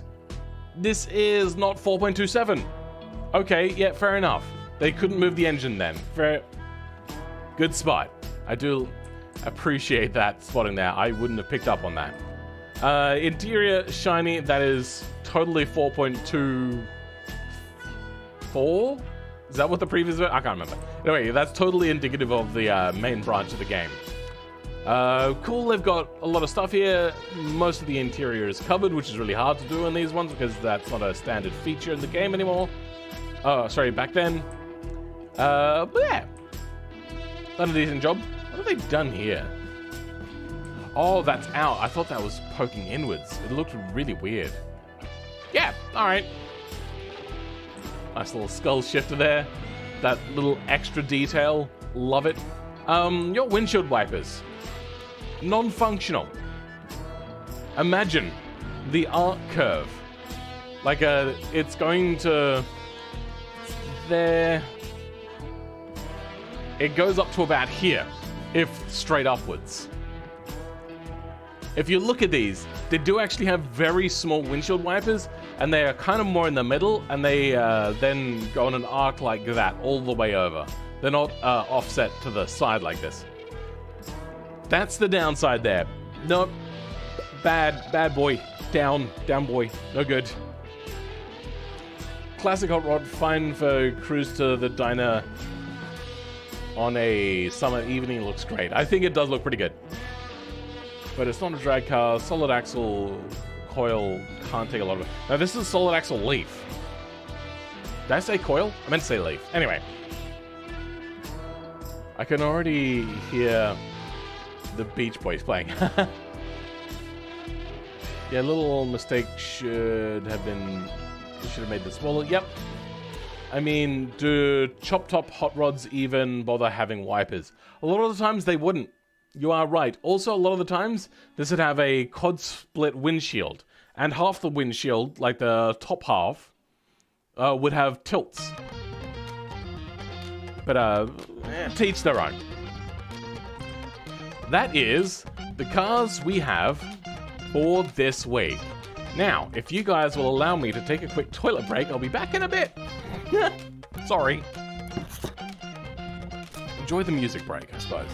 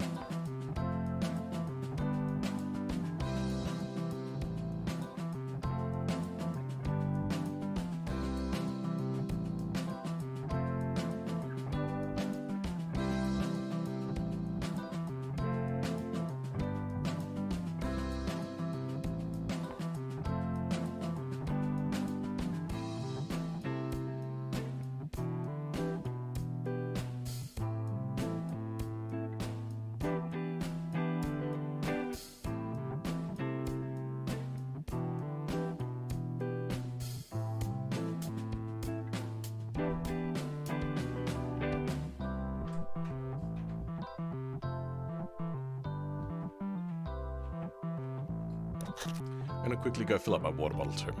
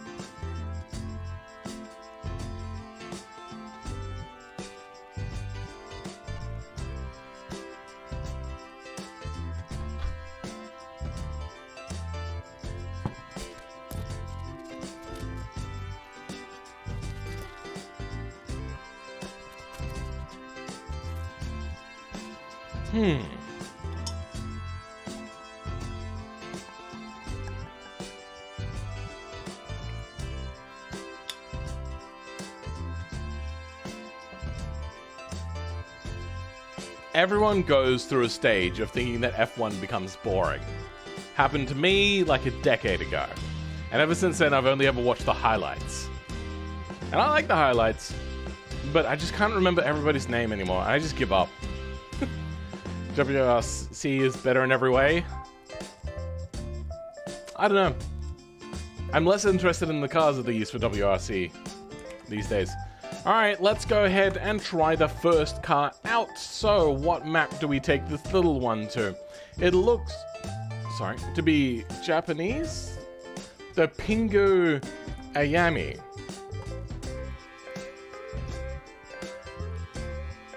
This one is by Ringo. There's a lot of doubles up on names here. Ringu has 2 cars. Tom has 3. Frembus had 2, but I took one of them away. I don't remember why. Was it Frembus? I can't remember. And there were a few others. Oh, I think there was one other one as well that had a double that I took away. So I wanted to at least have a little bit of variety. So the Pingu Ayami, a budget 5-seater coupe with a 1.7 liter engine and cost. I don't know what sort of map we would take that to. I suppose we just take that to automation test track to see. Like, you would take these to a test track to see how it handles. So we'll take it to a test track to see how it handles. Isn't Pingu a penguin? Pingua, pingua! Is that what you're getting at?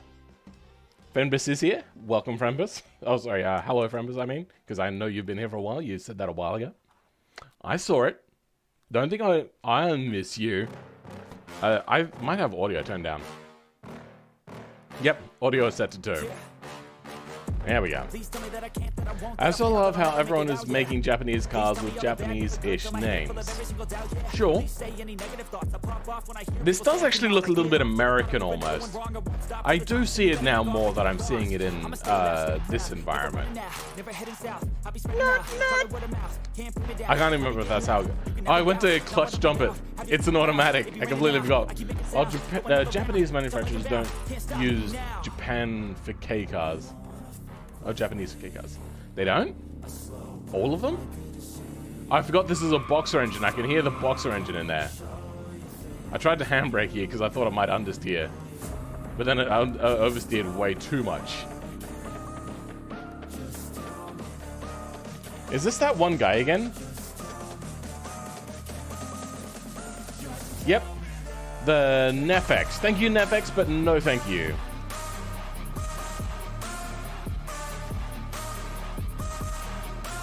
Wait, what? Why is it not going to the next page? Weird. Let's try that again. Tributation not call required. Mood. Funky. Page 2. There we go. Check the mic and make sure it sound right, boys. We might also... Yep, I have to turn the volume down again. Make it quieter than the car. Okay. Because it is a very quiet car. Sounds like seems like it's a upscale Dodge Horizon competitor. I don't know what a Dodge Horizon is. What's a Dodge Horizon?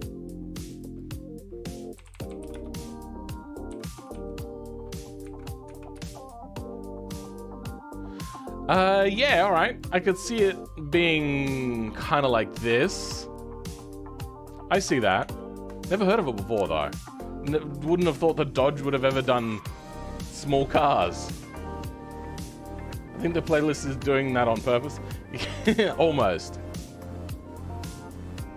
Very, very quiet engine. Even with the music turned down more and the gain all up to 50%, which is normally where I'll have it, and it's too loud for a lot of like race cars, this thing is still very quiet. Lockups ahoy.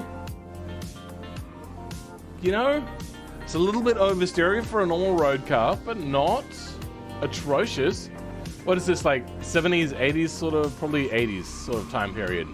Just before they started to go into the rounded sort of designs. Very quiet engine, very subtle. Let's see what sort of speeds we reach down here. This thing is very underpowered. If you're not too concerned about power, then this thing probably could do without the mechanical fuel injection, to be honest. Aside from like high-end sports cars, the only other company to utilize... Oh, it maxes out at 145. Yeah, no, you probably could have done with out the mechanical fuel injection and the boxer engine altogether, and just gone with a more reasonable sort of engine. Is Volvo. Volvo is the only like non-race company that ever bothered to use mechanical fuel injection. Sure, Peugeot and Renault also used it, but that's because it came with a Volvo engine. That was the PRV6. And the mechanical fuel injection on those engines was the only thing that didn't break, because that was from Volvo. Aside from that, really only road cars that had it were like Ferraris and Porsches, a few other ones here and there. The DeLorean had it, but that was because it took from the Volvo's mechanical fuel injection, I believe. Or was that maybe... No, I think that was mechanical fuel injection, yeah. Yeah, the whole K car series was Chrysler small car junk. Okay. I'm doing some what are we talking about? Phil, what is your opinion on mushroom soup? Probably my favorite soup of all. So, my taste buds, the two favorite things that I like are mushrooms and lemon sweets. So like lemon cakes out of the Starburst. The one that I would always eat first is the lemon yellow ones. I don't know if they're lemon, but the yellow ones, I don't know, maybe that's just like a psychosomatic thing, they're all the same flavor, I don't know.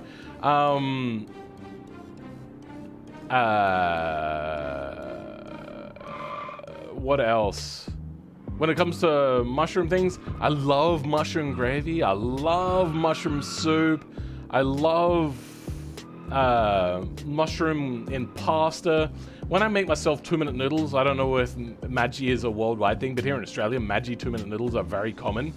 I'll put spinach in with it and some mushrooms. Oh, I love it so much. But like a creamy mushroom soup, oh, it's one of my favorite things. I just can't have it too much because it is very high in cholesterol, and my doctor says no to that. And my doctors have been saying no to that since I was in like my early 20s. And I never listened. And now my doctor's like, you're going to die if you don't stop! So, yeah. I've had to tone it down a bit. I remember when I lived in Poland, they would feed you mushroom soup all the time. Oh, that would be amazing. I suppose you might get tired of it though. But a good mushroom soup. I have had bad mushroom soups before, and I have had bad mushroom gravies. So I suppose it really does come down to how it's made and who makes it and if it's good or not. But yeah, usually. Supra?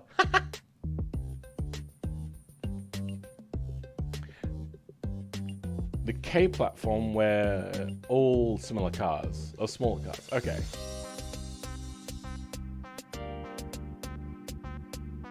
The 80s Challenger we don't talk about. What? You like lemon meringue pie? Yes, I do. pretty much anything. Like, that is probably a little bit on the edge, though, because it's too sweet for my sweet tooth these days. Well, I don't need a whole lot of sweets anyway. But my favorite cake is lemon cheesecake. Chilled, not baked. Baked cheesecake is arse. But lemon cheesecake, like a good one. We have the Cheesecake Factory in Australia.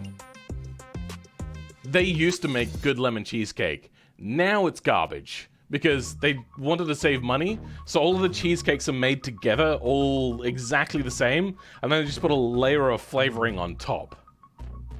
It's not good cheesecake anymore, which is very unfortunate. No, please don't talk about that, haha, or the 80s Charger. What are we talking about? The Shelby Dodge Omni, though. That was kind of silly. I have to look up that as Shelby... Omni... What?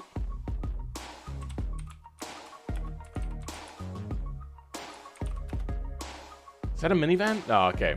For some reason, I thought it was going to be a minivan. That does look pretty cool, though. That looks pretty fantastic. If it handles as good as it looks, I would love to own that car. Lemon sweets and cakes are just the best. Yeah, I love sour things. I don't know if you have them anymore, but back in the day, we used to have a candy called Warheads. And, oh my god, they were my favorite! I love them so much. I have some good taste buds. Thanks. It did not live up to looks. Oh, that's unfortunate. I own a Dodge Omni now. Anyway, this car, I'm assuming they're going to want a fill score. Let's get rid of that, not that. There we go, stream scoring. So, styling. We are going to be fair, but we'll make up for it with the modifiers, which is down here on the how much I like it. The je ne sais quoi and all that sort of stuff. The styling is understated, but you know, nice. And this sort of like plastic shroud around here is now going to have like that sort of retro thing where people are going to look at that and go, wow, that's actually really cool design. When back in the day would have been just like, sure, okay, another kind of small economy sort of car where they tried to make it look good. But yeah, lots of chrome. So on the front, a lot of chrome. On the back, a lot of black plastic. There's very much a mismatch in there. In the late 70s, they started painting over metal, which was easier than plastic sometimes. And also plastic was seen as crap. But in the 80s, they wouldn't have had much chrome at all. So that all that chrome at the front would have been plastic. A black plastic looks subtle to match all the bumpers and everything. So it's not a very contiguous design choice. But in today, looking back at this car, that wouldn't be particularly bad. It'd just be like, oh, that was a choice. So, styling. It is very economical, so we'll give that a 5. Acceleration, it is not particularly great, and it's an automatic slush box, so we'll give that a 3. Handling, it's actually a pretty good handler, so we'll give that like a 7, mate. Nah, a 6, because it's not a supercar. It doesn't have massive amounts of downforce that hunk of the road and all that sort of stuff. It's just very nice. Fun factor, we'll give that like a 6. The engine is too gutless, but it handles quite nicely, so it does have quite a lot of fun there. Cool factor, probably not very cool at all. Probably a very forgotten sort of car, so we'll give that a 2. Trackability. Does it have drum brakes? Ah! Camera was too fast. Yeah, drum brakes. So trackability is not going to be too high here. We'll give that like, I don't know, a 2, a 3. Because you could probably do quite well on a Gymkhana track. Features, what do we got on the inside here? We have air conditioning by the looks of it, but no radio. So features are not great. Do we have any sort of like indication of what the windows do? No, they're probably wind window features. Windy windows, not electric. We'll leave that as it is. Comfort is probably, I mean, the seats did look okay. We'll give that like a 7 because it's a very quiet engine as well. It seemed like it was a nice sort of car. Quality, Japanese quality, fairly high, but the plastics and everything are going to be wearing out in such an old car. So we'll give that quality like a 4 out of 10. Practicality. So, sure, we have 2 rows of seats, but you're not going to have lots of leg room there. Getting a tall person in the back is not great. And the fact that you have to fold the seat folds, all that sort of stuff, the practicality goes down there a little bit. The boot is quite small, so it's not going to be the most practical car. We'll give that maybe like a 4. Oop, not 47. 4. Value. The original... I feel that is the wrong price tag. So that's going to get a no.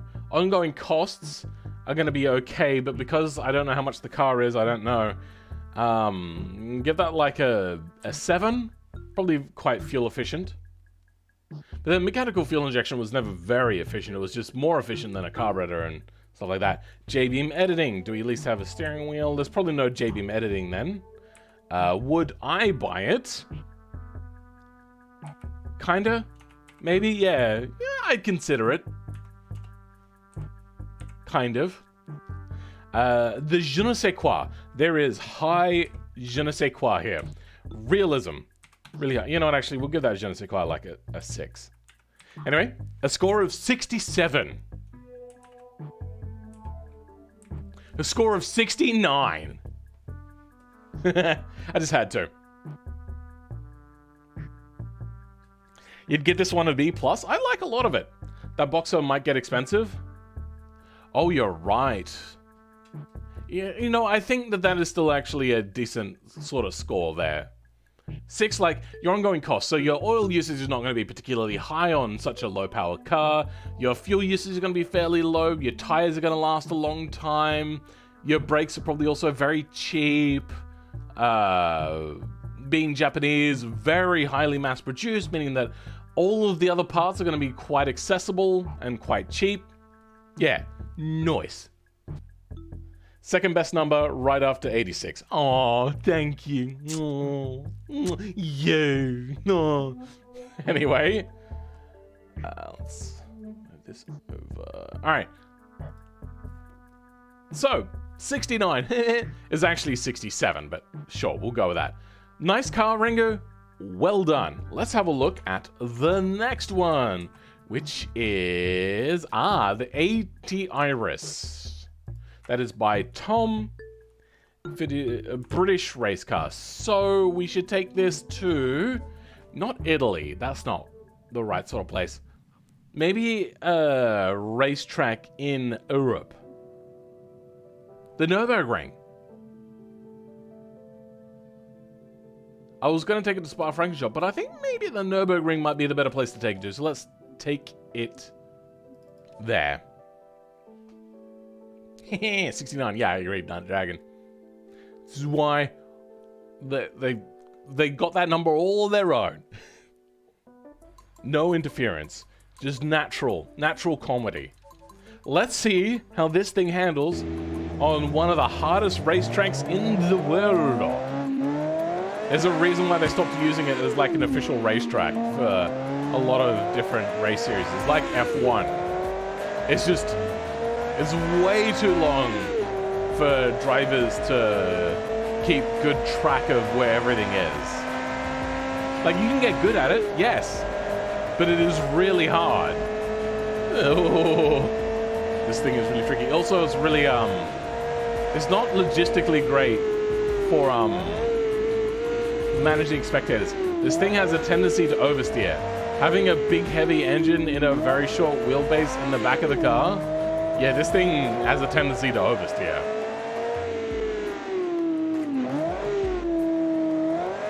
But it is actually manageable somehow. Weird. Yeah, the wheels don't lock up very much as well. What is the tire resolution here? Or ratio, I should say. These are semi-slicks? Semi-slicks on a road car. Even if they are crossbuys, which I do appreciate the fact that you've chosen the right compound, not compound, but right build for tire. I don't know if that's entirely correct. Misa no agrio. Yeah. Oh! That sucks. Phil, what's your opinion on pork crackling? Love it. I'm German, a very common sort of food, but I can't have it anymore. Or at least until my doctor gives me the green light. Is it gonna do what old school Porsches do? What, kill you? I mean, it tried to, but because the rear end is so heavy, it'll back you into it. And you got headrests, so you're fine. You really do have to pay attention with this thing, or it will spin and kill you. I feel that this is less worse than a Porsche, though. You're eating it right now? Are you eating, like, store-bought pork crackling or real pork crackling? I don't like store-bought pork crackling. It's too greasy and not, like, the right... I don't like deep-fried pork crackling. Roasted pork crackling. That's what I'm getting at. Roasted pork crackling, so superior. So superior. If it's cooked right. Not all people cook roasts correctly. My mum, who's really good at it, will also sometimes get it wrong.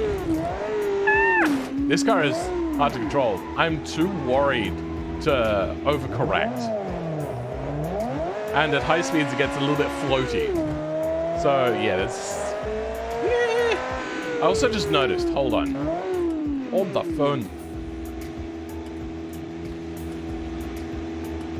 I think they've tried to go for a bolted-in windshield sort of look. Unfortunately, the bolts are in the windshield, but not into any sort of bodywork. So that's not how that would go. Usually the bolts are on the edge of it with, like, it, yeah. I get what they're trying to do. There's probably a Perspex sort of windshield. That's not how that works. Close, though. Very close. I do like, God damn it. It just doesn't have a lot of traction. It's not actually very good, if I'm going to be honest. I love it, though. It is fun.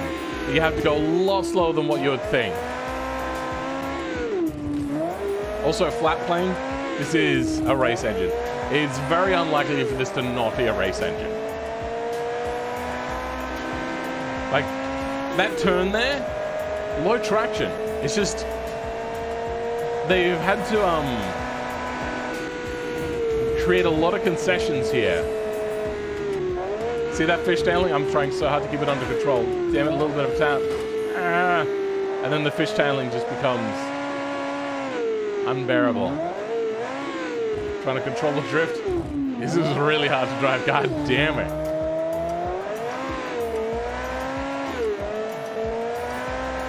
This is not an easy car to drive. I'm having to go full sweat mode to just not die with this thing. Alright, slow it down, tune her in. Sometimes it actually works pretty well. What about... Oh, actually, you know what? If you're careful, trail braking is really good with this car. Damn it.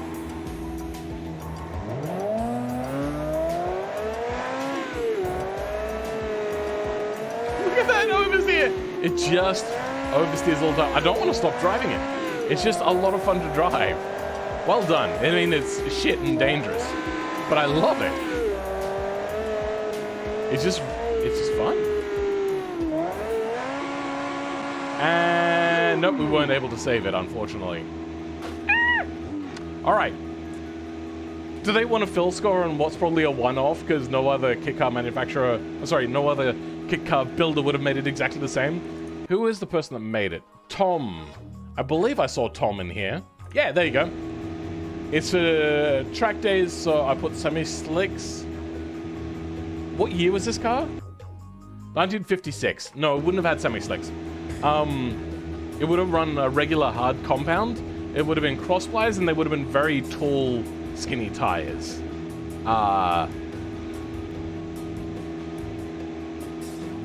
Semi-slick technology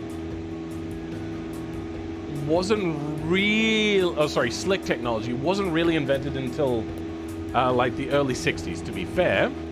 Then, semi-slicks weren't, slicks, I should say, weren't presented to F1 until the mid-60s. Even then, they didn't like it, and it wasn't used until the mid-ish kind of 70s, when they started to make the change then. Semi-slicks and slicks were just a bad compound back in the day. semi-slicks, when they actually started being used, are still a really bad compound. They're just better than what was already being used, which is just a regular, kind of a sporty or medium sort of compound. My granddad makes me it, thanks. That's what I'm eating right now. It is godly. Okay. Grammar would be helpful. Welcome, well soon, Mayhem Entertainment. How's it going? Oh, hello there. Yes. No need for traction in the 50s, haha. Fair enough. Did you want a full fill score, or did you want a simplified fill score? Because there's a full fill score, this thing is not going to score high.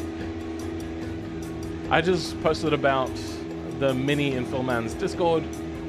Short version, it's a front-wheel drive car that should not be possible to build as I did in automation. Okay, fair enough. Come on, Tom, give me your answer. Full fill score and get like brutalized, or the simplified fill score, which will be more about my feelings and love for this sort of car. Sure, simple one? Okay. I give this car a 9. 8.5 because the tires are wrong. Maybe even 8 because those tires are very wrong. They would have been cross-splies and just a medium or hard compound. Unless this is a more modern version of, like, they've updated or whatever. But 1956, no, not so much. It is fun to drive. Yes, very fun to drive. I do like this car. There is so much detail in here that I just absolutely adore. What about steering? No, wheels go through the fenders. So what you needed is more tuck there. I think I've got an ear infection because my ears are very ticklish right now and it's really irritating.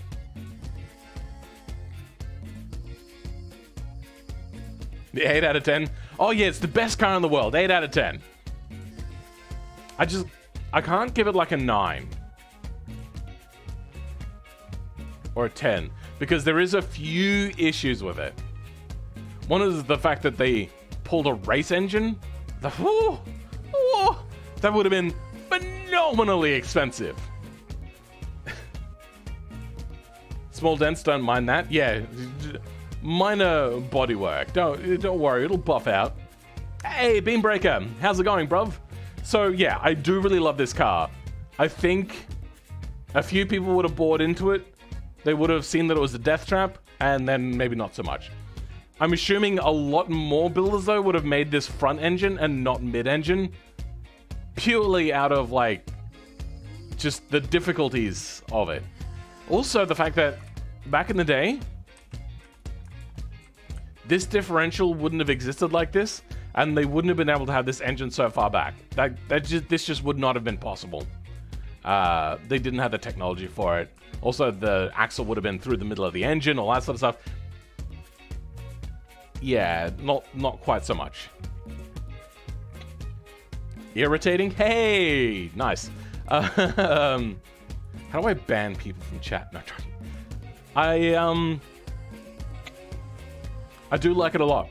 Let's go and have a look at the next car. Hey, the AT Miko. Let's take this to Spa. Because it feels like the sort of thing that would make the... Oh, you know what, actually?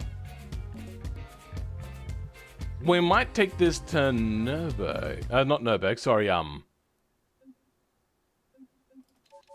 Circuit de la Sarthe. The Le Mans track. Even if this is like a faulty as hell map. Because this is a race... Maybe I should take it to Hirochi. You know what, screw it now. We're going to try it out here. Because it probably would have seen use here. Also, I don't believe that even the GTR from this sort of era... Wow, this handles really nice. Suspension is a little bit soft, but even then, it's still fine. A little bit understeery on the longer... Sorry, on the narrowing exity sort of corners. Too much error on the rear compared to the front. Too much brake force to the front. Way too much brake force to the front. Do we have a brake slider? W. Good. Brake power. Let's just knock off like 30-ish% from the front.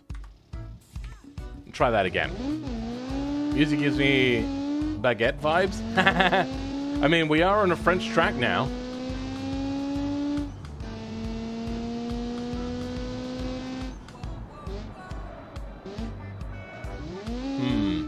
Let's remove another 10% maybe? Yeah, we'll knock off 8% and run that down to 60% from brake force. Unfortunately, automation's representation of how brakes work at the moment is way, way off. Specifically for the front brakes. There we go, much better. Brake, turn it, oh, okay. Hold on.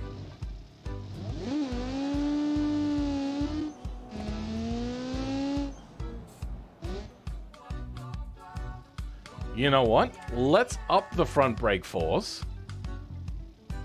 10%. And up the rear brake force. 15%? Let's try that out.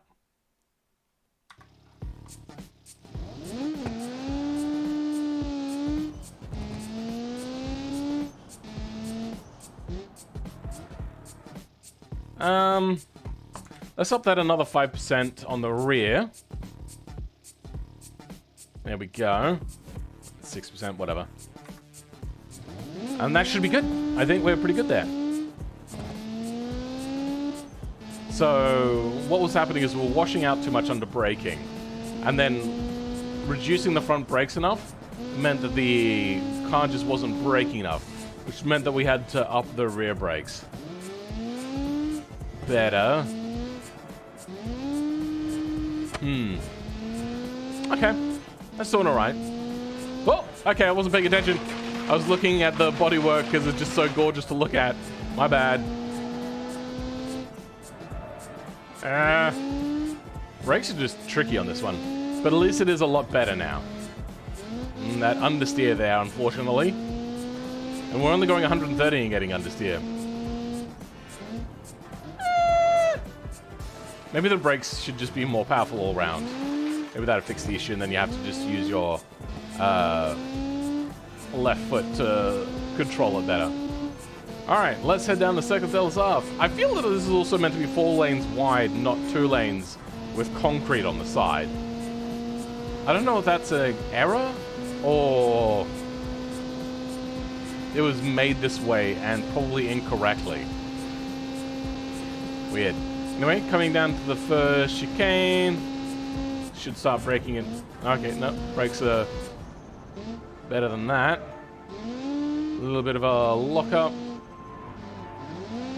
Trail braking is still pretty bad. I should probably reduce the front brakes even a little bit more and put more to the... No, just more to the rear. Don't need less on the front, just more on the rear, I think. And that'll help us out a little bit more.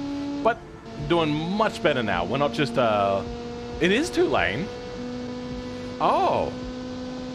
My memory of the Circuit de la South apparently is shot. Apparently it's terrible. Now let's see how late we can brake. About here? Not bad. I didn't actually see what speeds we were reaching. The funny thing is they put these chicanes in here to slow down the top speeds of cars. Unfortunately, what they didn't realize is the cars were reaching their top speed really quickly and then aero limited. So the cars were reaching their top speed by the time they would reach those chicanes anyway, and they were at the top speed again by the end of the straight. So we're going at about 270 there. Not bad at all. Good car. I do like you. Little bit of understeeriness. I feel that could be solved with wider front tires, maybe? Because it seems to be at low speed and high speed. So maybe just slightly wider, or maybe just slightly more camber on the front. I don't like using the automation's inbuilt thing for BeamNG for camber, because it sucks. It uses beam compression, and that messes with other geometry.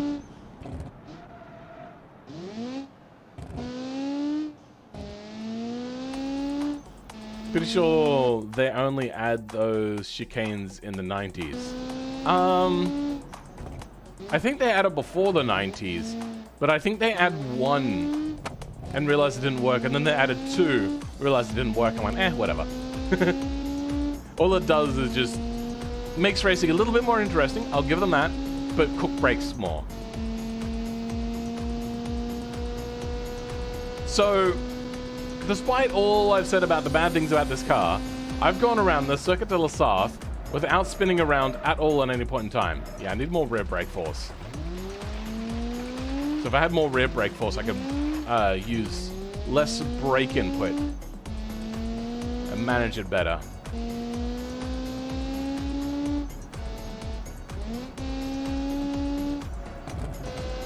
Yeah, not too bad. Ah, okay.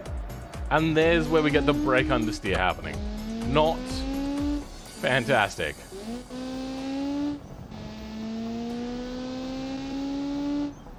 We're coming down now. What are these? The Porsche chicanes now? No. I forget. I forget so much. My brain no good. No, I left braking too late, and then we locked up the front tires, which caused braking washout. But there we go. A full lap of the Circuit de la Sarthe. I like this car a lot. This is a pretty cool car. It's a race car, so it's probably not going to get a full fill score. It'll just get a simplified fill score. Who made this car, by the way? This is by Tom. Again by Tom. Swirltails don't mind that Lamau. What? Sure, it's a simple one. That's the previous one. You gotta go, Stance. Alright, see you later, Stance. Catch you next time. Thank you for hanging around. I thought you might hang around a little bit more because you love me. If you have liked the stream, you could go ahead and like it, but that's up to you entirely.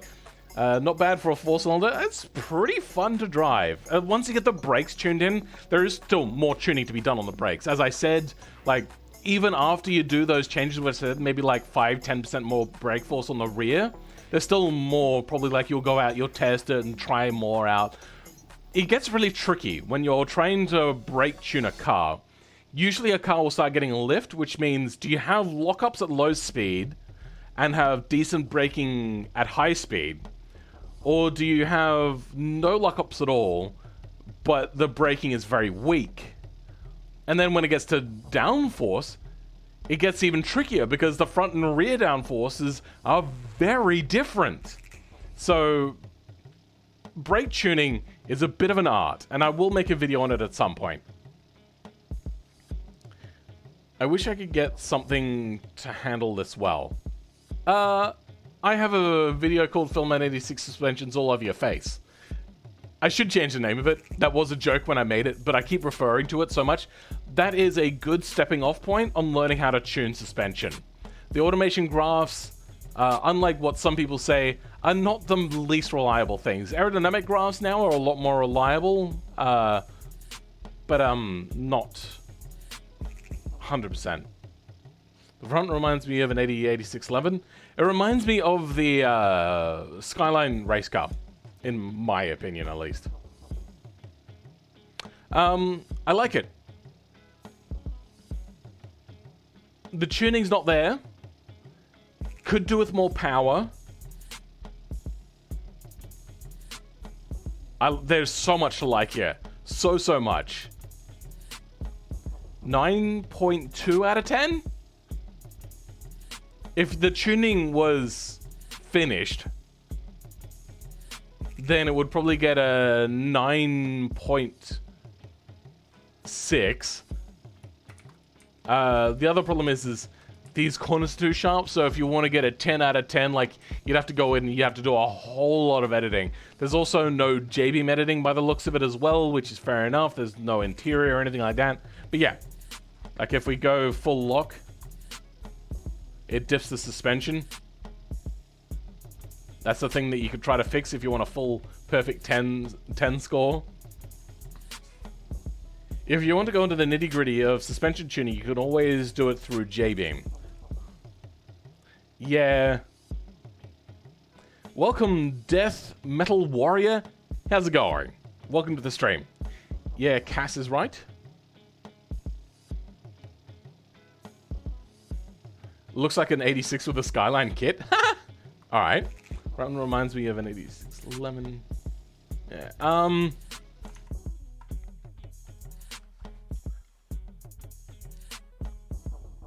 R30 Skyline race car.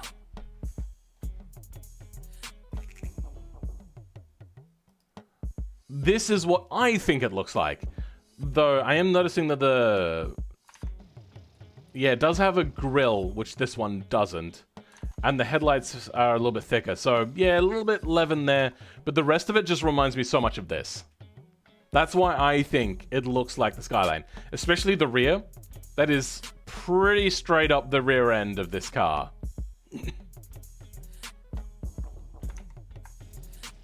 Welcome, Sneaky Mr. Wiggles. That is quite the name. Jesus Christ. J-Beam is not my strong point. Fair enough. Hi, Phil. Haven't caught you live in forever. Even though super late, hope you are feeling better. I am feeling a lot better. We're only on what, like car 3? Yeah, we're only on car 3.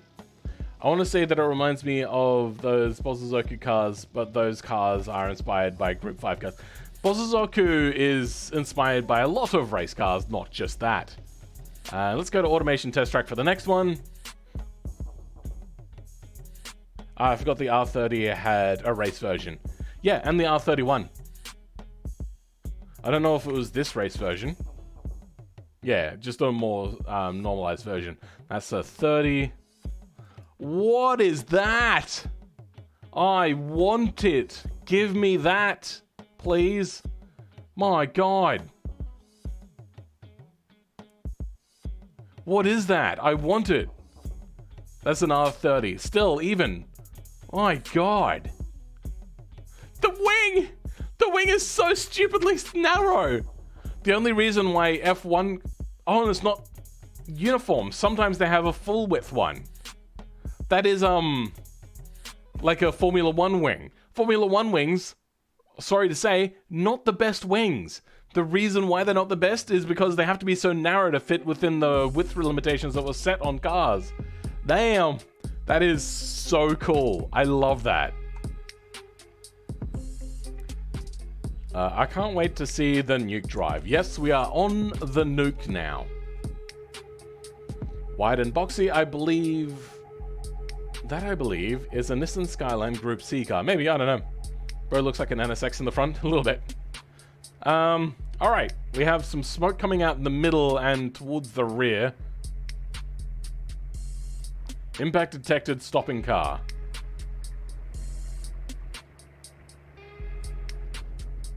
Yeah, there's no wheels on this thing. Goddamn impact detected. I'm assuming turning that off won't help, will it?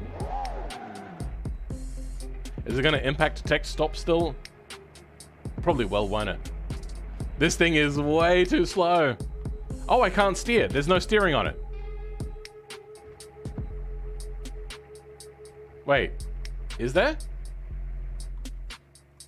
Let's try that again.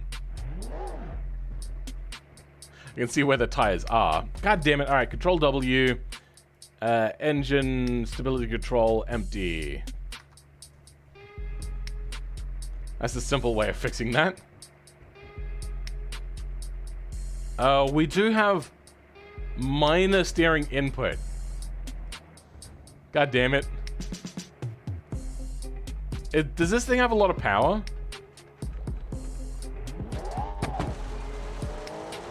Yes. Yes, it does. It's single speed as well. What the hell? It's only got one gear and it goes like 400. All right. Now I know. And when I first saw it, I was like, yeah, we should probably take this to grid map. And I thought, you know what? No, we'll try driving it around a racetrack. The best racetrack to take it to would be Automation Test Track. Oh, the clutch. The clutch is going ballistic. They did some weird stuff in Cuba. I agree. God damn it, impact detected.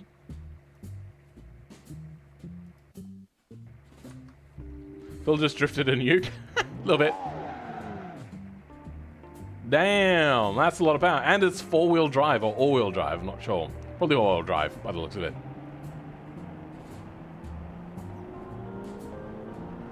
Power's coming in. We are now intercontinental. They probably could have turned the engine sounds off. There's more than one gear. They probably could have turned the drag down. Hold on, Control W, tuning. Okay, yes. They could have gone in and made the drag cross smaller, which would have helped. Why am I hearing a squealing sound? Does it have weak wheel attachment? Is that what it is? That is a common thing.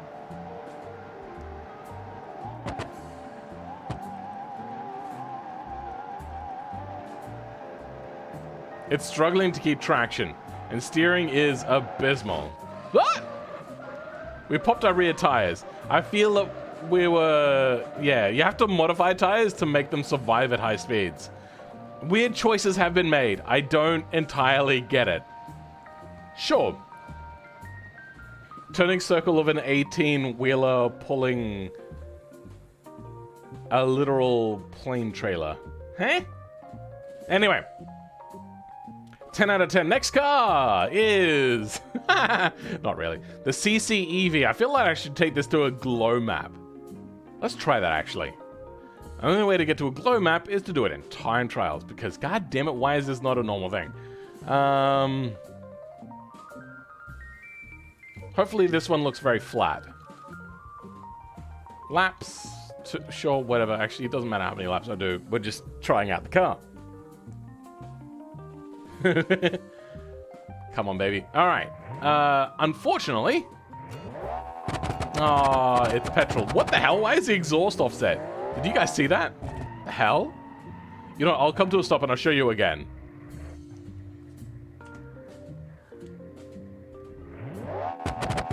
Notice? It's off to one side. I'm trying to catch it on a pause. There you go. Now you can see that it's off to one side. Why? Weird. I thought they might have converted this to EV, because they've got a lot of other things, they said. Here we go. So, where is this car? J-beam, working steering wheel, not working boost gauge, increased grip. Okay, so no, maybe they didn't do a lot of stuff, I should say. Okay, yep, steering wheel. Yep, as they said, the boost gauge is not working. At least it's correct side drive. Who made this, by the way? Friendbus. And Friendbus is here in the chat. Do you want a full score, or do you just want a simple full score? I wish you kind of had made this stuff illuminate. That you could have done in JDM editing. God damn it! No! Oh, there's no reset. I have maybe competitive set. AKA Tune EV? What? Anyway.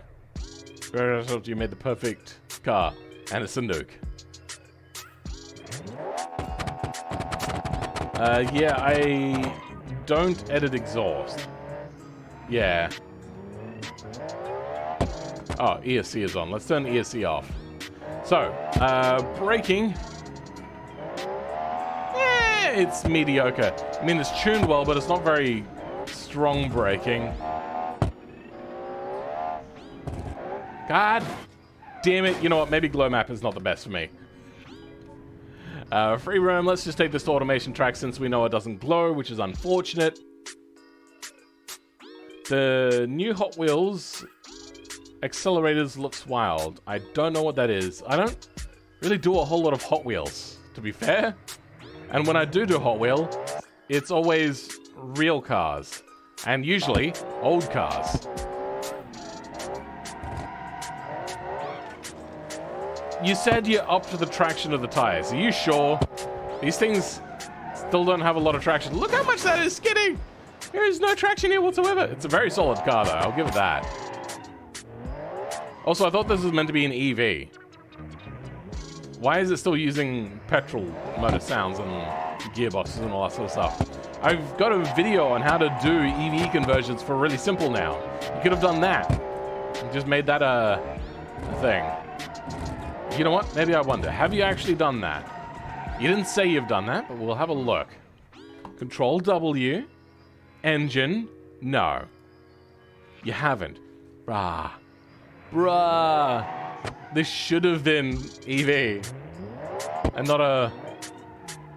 I can't tell what that engine is. Is that a flat plane V8? I'm on to subconscious to post a V... What? I am too subconscious. I think you mean two as in two O's in there, so you are too much of something. Self-conscious, not subconscious. You gotta know how to make glow, fair enough. The plastic tires, don't worry about it. You know, I was actually going to say something about how cool the tires look.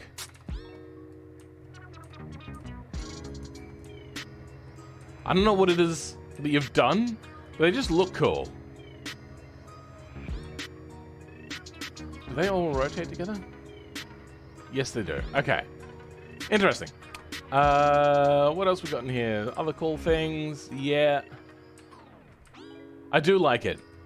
Did you want a full fill score? I can't remember. It's probably not going to do very well on a full fill score. Electric sounds I don't like. I see this. It. What? Is English not your first language? If so, I'll try to work with what you're saying a little bit more. Chunky off-road? Oh, okay then. You get more traction with chunky off-road tires. Fair enough. This is not going to do well here. Okay, that didn't do so bad. Scrubbed off a lot of speed though. And this thing has so much power. Damn it. Damn it, damn it, damn it. Found a couple of my old Hot Wheels cars, and two of them are the best ones that I have now. The 1960s, oh, Shelby GT500, and the 2000, oh, you have the 2005 GT? Oh, I want the 2005 GT. I think I have a Shelby. Do I have my Hot Wheels cars here? You know? I don't know where my Hot Wheels cars are. I'm gonna have to break them out at some point. The vehicles I make are way less impressive than what everyone else makes, I think. I makes are way less impressive. What? It from hill. Oh, this is meant to be a hill climb sort of car. There is a dirt track over here. Let's go do that. I mean, it's a short hill climb, but it's a hill climb nonetheless. Let's just plop it here. Damn it. I keep going to use the clutch, but it doesn't have a clutch.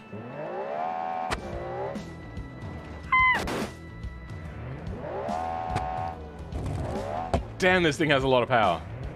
Every single time I go to press the clutch, and there is no clutch. God damn it. Okay, this is not rally suspension. God damn it. This is, yeah, nah, this car is not meant for off-road racing.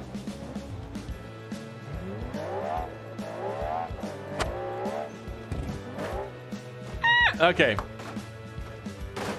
Since you haven't mentioned my, oh, the game is there a game called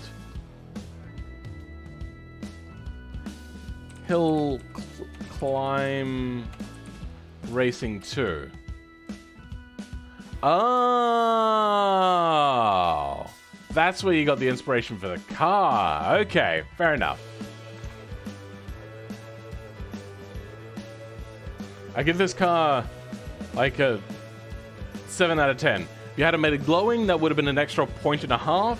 If you had it made it handle well, that would have been a little bit more. And if you had an EV converted, this thing probably would have been a 9.8. I have 8 now, but a couple of years ago, I had an entire box of them, probably around 70 cars. Damn! Of the SLR McLaren? Oh, okay.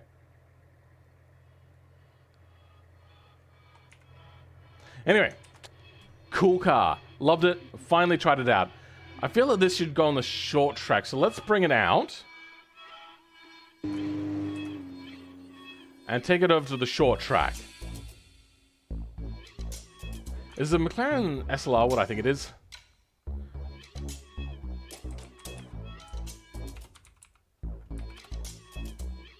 Yeah, hideous car. My opinion, sure. But I hate the look of it. I think it's a very ugly car. Alright, let's go ahead, flop you in here. And immediately lost the dash. Great! I think we might want that, so let's put that back in. Or it doesn't know what gear it wants to be in. And lots of wheel spin, which is causing understeer.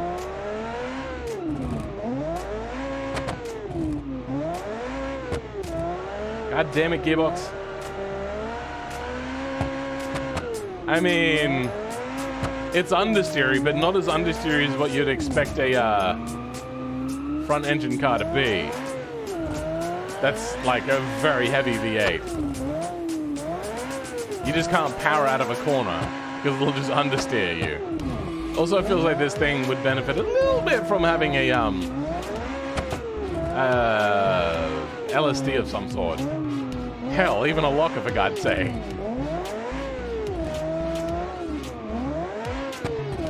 This is annoying as hell. You know what?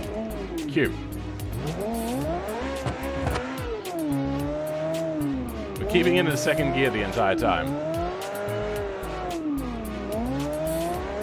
There we go.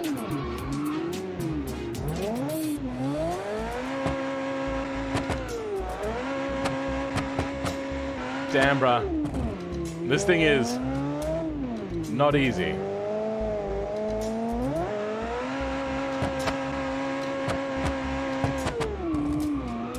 And braking is atrocious. Okay. A race car, probably not really the sort of car to get a full fill score. So we'll go with the simple fill score. The styling and the coolness of it, really cool. Taillights I don't like. The rest of it is fairly good. As for the handling of it, it's pretty atrocious. The wheel spin, way too much front end weight. Not a good differential. Suspension tuning is okay. 6.5 out of 10. It is very not fun to drive. It is very not. Let's go home. Let's try the big track.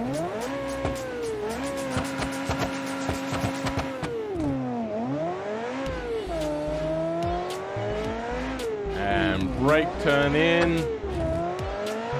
Okay, it's a little bit better on this.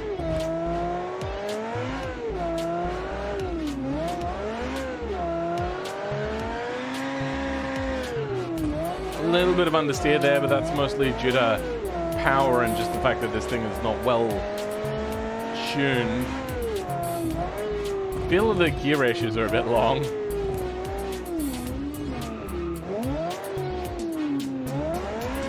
Come on, turn, ya poo brain. It's just somehow really slow. It's light. The big V8 in the front. How is it so slow? What? I mean, if this is actually for a challenge build, I feel that this thing would probably be better than its competitors. But damn, bro. Oh, brah. I love it. But yeah, that is it for this car. I think on the bigger track, it's actually a lot better. This is not a handling sort of car. This is a point and squirt. But then the gear ratios are too long for a point and squirt because it ends up numbing the amount of power we're getting. I think what you should have done is not use the overall gearing one and use the other one and shifted that all the way up. So then your gear ratios are closer when you get into higher speeds. A 7? 6.5. I think I'll give it a 6.5. It looks really funky from the front. I really do like it. Side even looks good. Once again, don't like the taillights. But yeah, decent overall. That thing makes old school muscle look like LMP1 cars. A little bit. The open diff is hurting the car a lot. It is hurting it a fair chunk, I would say. Does it have wheel spin? I wonder, Crispy Jarman. The thing I did with it was give it realistic 1960s mini wheel size wheels and give it about 6 times the horsepower. Nice. I did not remember to correct for that. Hey, nice. So that was deliberate then. If that was deliberate, then I give this thing like a 7.2. A little bit, sorry. I think I gave it a 6.5. A 6.7. That like 0.2 extra for like a cool little story there. I do like that.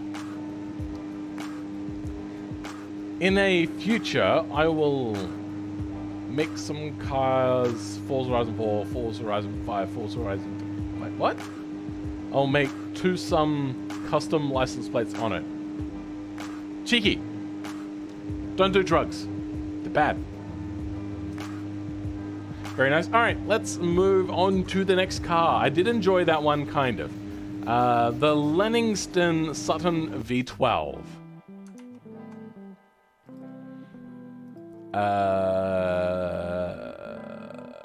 There we go.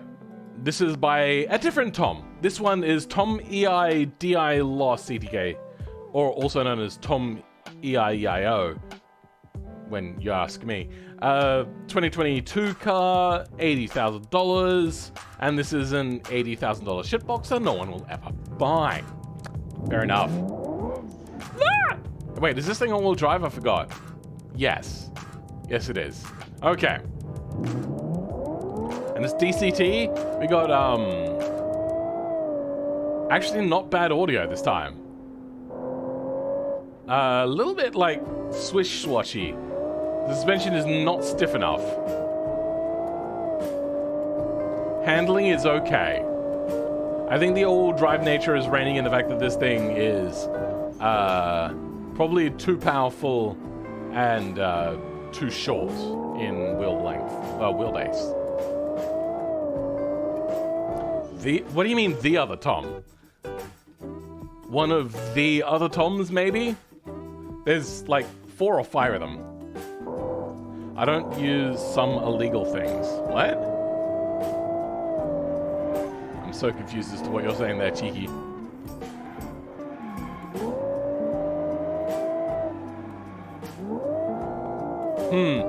Not the best handling car.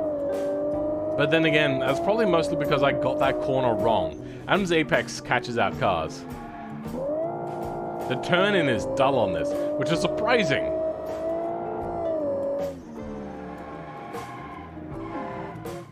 Alright, you know what? Let's mess with the brakes a little bit.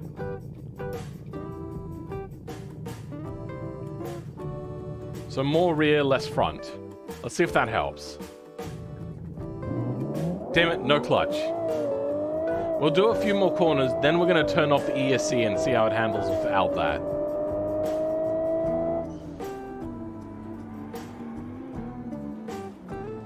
Brakes are bad.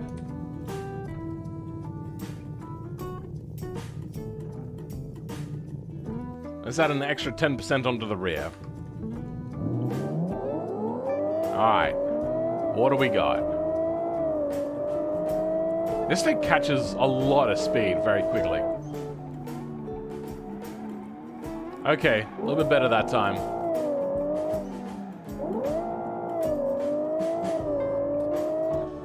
I think I've made front-wheel drive cars with sharper turning than that. Yeah, I agree.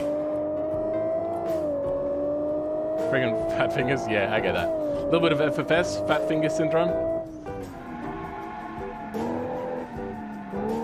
I feel like we could probably even have more rear brake force, I'm not sure.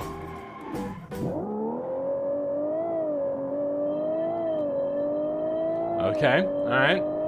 Doing okay.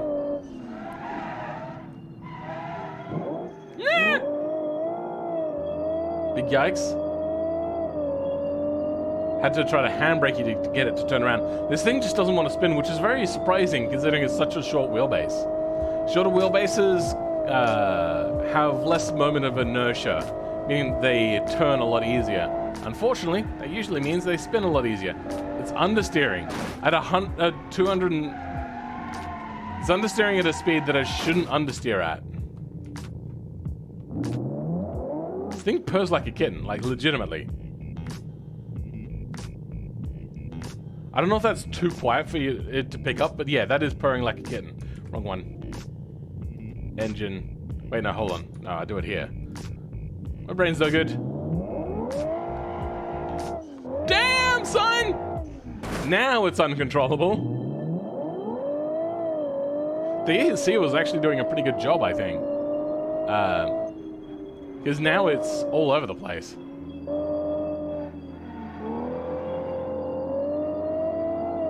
But we are going to see how Adam's Apex goes without ESC on. Bringing it down and bring it the 100-meter board. Brakes are a little bit underpowered. Or maybe that's more of a traction thing since we got ABS.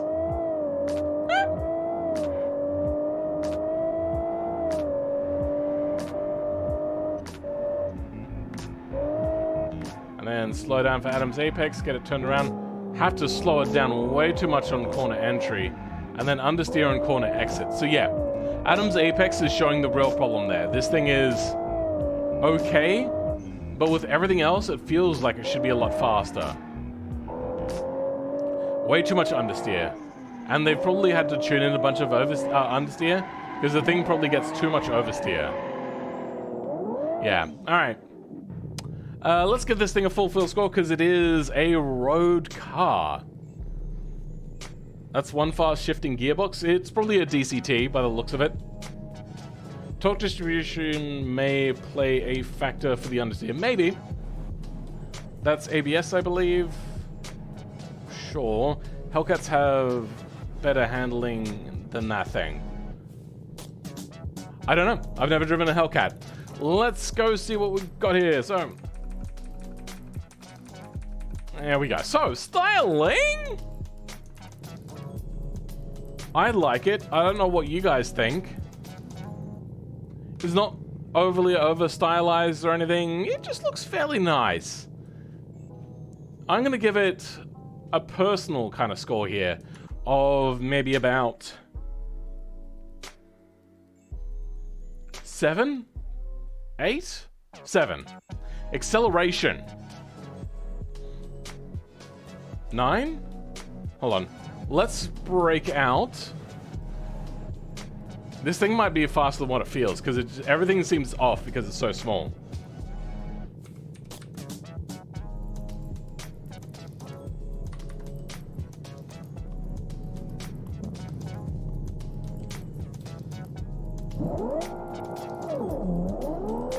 Bugs anyway.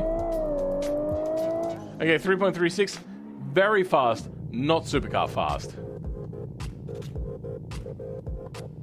Let's go ahead, UI apps, edit, turn that off. So, 9 there, good enough. Handling, like a 3. You know what, it's actually not slow. There are slow cars. This one is not slow. It just feels very unsatisfactory. So handling, will give it like a 5. Fun factor will give like a 5. It's got the fast acceleration, which feels really good, but the handling is very unsatisfying, so I can't give it anything there. Cool factor, it's a small V12. What is the price of it? $80,000, so it's not the most expensive car, so we'll give that like a 6 or a 7? 7? I don't know. Trackability. Like a 4. Features. Let's see what we got. Everything is probably hidden within the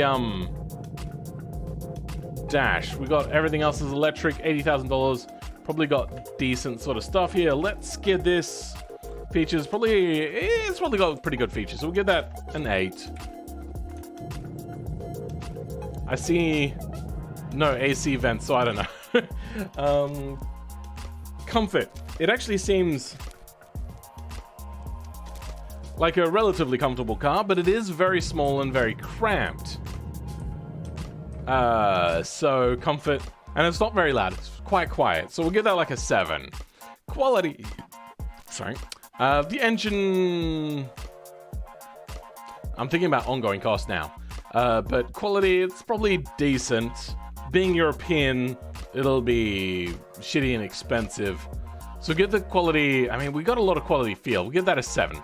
Practicality, like it's a convertible, so a lot of boot is, like a lot of the small boot is going to be taken up. A 3. Value. 5. It's quite expensive for not a particularly fun handling car. Ongoing costs.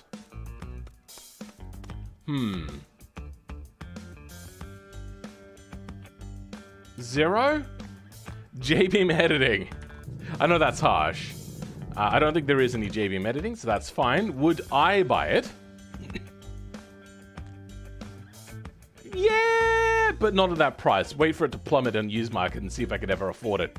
The je ne sais quoi factor, there's a little bit there. We'll give it a 4. It looks pretty cool. Very subtle. Realism. Like a 5.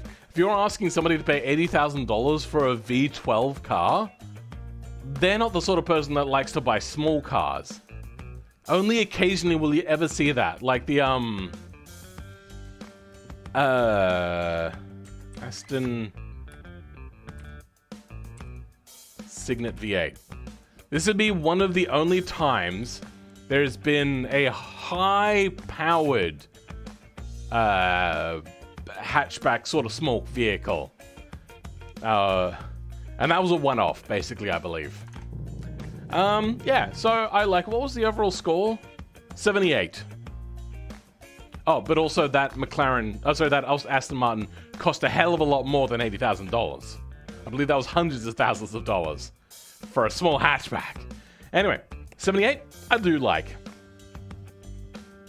If you score my recent car builds with the 1970... What? What? Anyway. Gotta love the way the suspension compresses when both gas and brake are pressed. Good old automation quack. No, that's squat that happens when you torque load the driveline. Aston looked like a Focus crossed with a Fiat?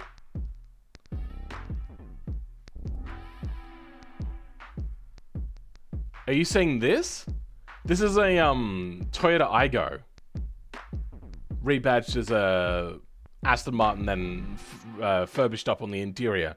But then somebody asked, hey Aston, that car that you made that was meant to be just for fuel emission targets, poorly implemented by the European Union. Can you put your V8 in that car? And Aston Martin was like, I don't know. Can we? And yeah, they managed to stuff in a V8 inside this little small miniature vehicle. That's pretty cheap for a V12. That's fairly cheap. I mean, there's been a few Mercedes over the years that have been not far off sometimes, I think. I'm not sure. My brain doesn't work too well. Let's go ahead and look at the next car. What was the score? So, 78. That's actually pretty middle of the road. That's not too bad. Now we have a race car. This is not the place I meant to spawn it. Whatever. Ooh, understeer. That boost lag is terrible. Like, power comes in halfway through each time it goes up the rev range. Like, it changes down to 5,000 RPM, but your boost comes in at about 6,000 RPM.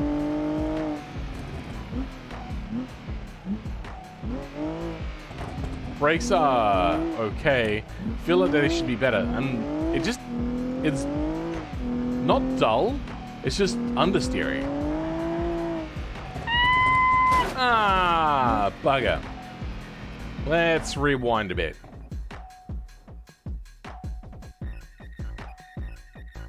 I had a moment the other day when I was doing the the Mercedes tow vehicle video, God damn it, way too much understeer. I reset the truck, and I sent it back home, but the Mercedes that was on the back then landed on the ground and just rolled down the road. And then I had to spend all of that time resetting it back on the back of the truck. That sucked. I don't know why I'm thinking of that right now, but I am. Now, this car is atrocious. Control W, tuning. Let's see if it's the brakes. Let's drop like 20% off. Add an extra 7 on the rear. That would be fine. Car is interesting enough. Sure. Oh, there we go. Breaking loose.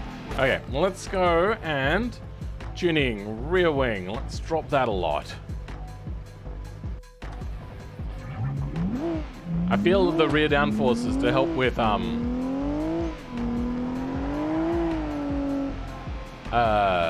short wheelbase. It was just too much. Brakes are atrocious. Control W, tuning. Front brakes, drop them down another bunch of percent. Like 12? 11%.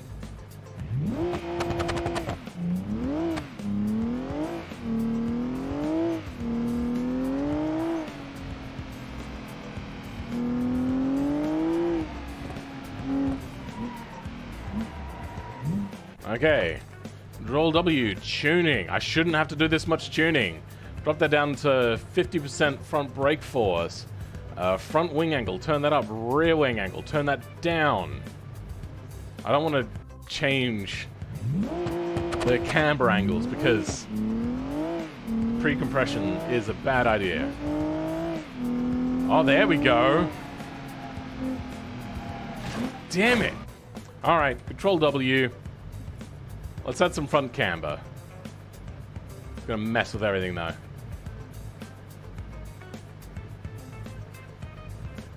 Wait.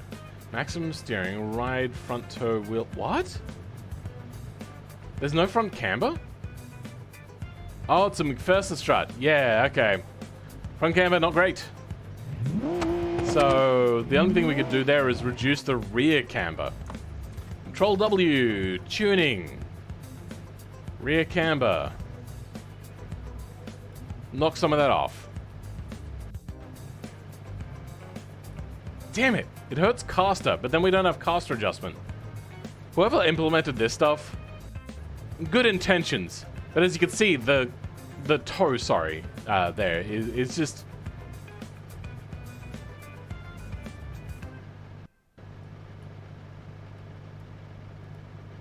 Is this toe in adjustment?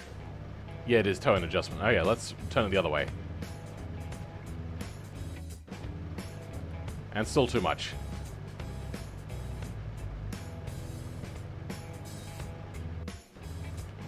I think we also added camber on. Let's undo that.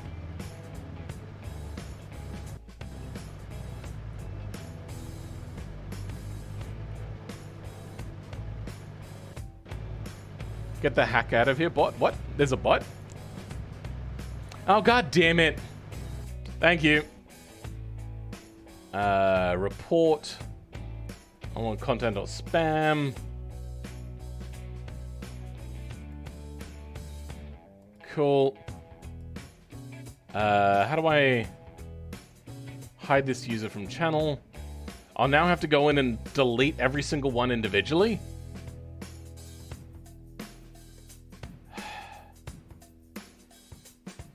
God damn it. How many did they do? What the hell? Okay, we are getting through it. Slowly but surely. Now I'm not for the... Wait, am I? Oh, it's not actually deleting them. Yeah, whatever. Truth is, I'm a bot that posts WoW on every video. This is a bra moment. Must be getting popular now. Alright. Oh, it's a lot more oversteery now.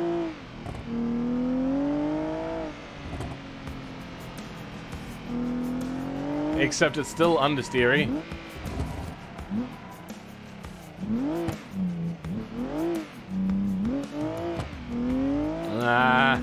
We're getting there. I just wanted to see what the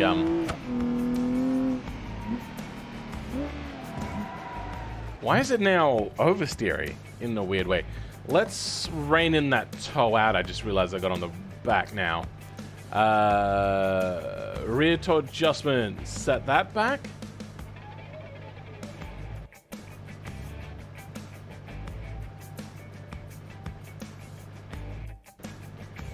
That's too far.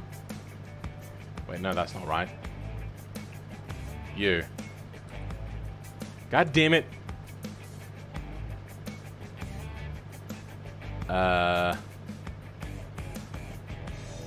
Rear toe adjust. Let's put that back, and then front toe. I think we might add a bit of front toe out. Is that the right way? Front toe adjustment, 100%. Toe is such a subtle adjustment sometimes that you just can't tell. That is actually going out. So let's rein that in a bit, because you really don't want much toe at all. And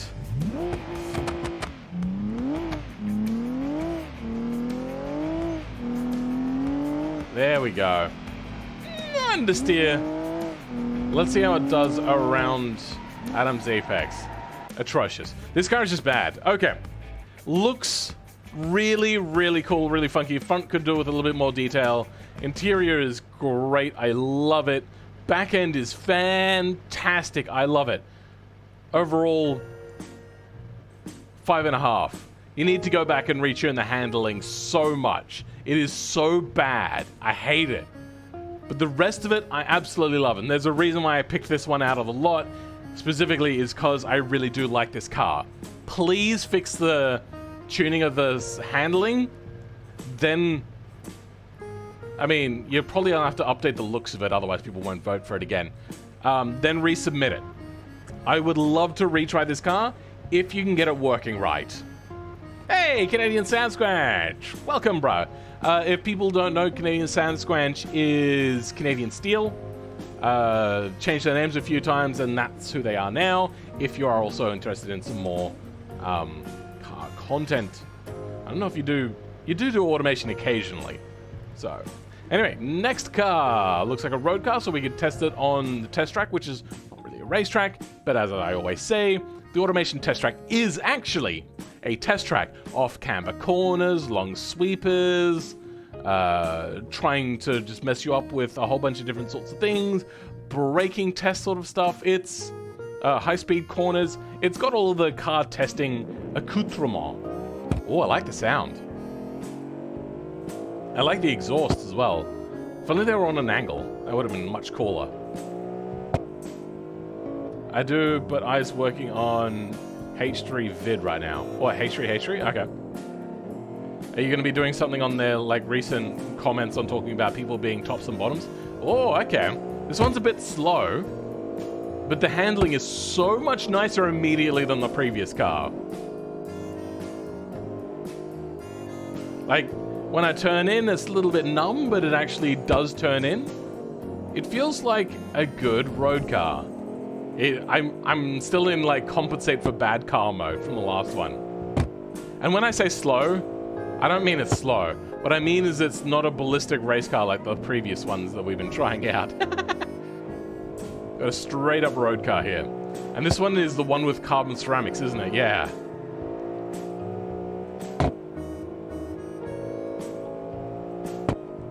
God, the power delivery on this is nothing like the other cars. It feels just very solid as a road car.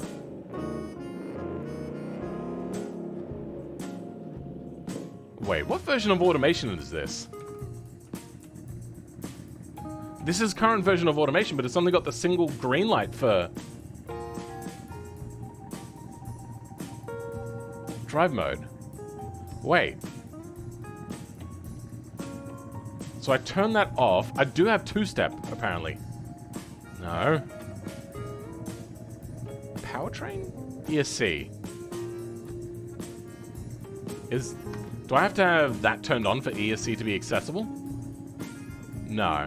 Powertrain? Oh, okay, that's where it is. Wait, what?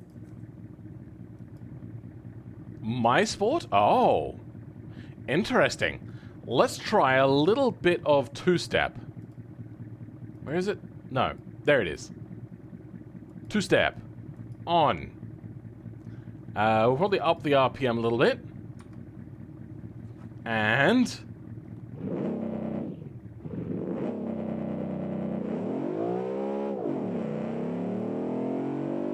yeah, alright. I think this is meant to be a V8 as well. Been fun, but I've got to go to have dinner with my mum. I'll catch the rest of the stream later. Thanks for making these films.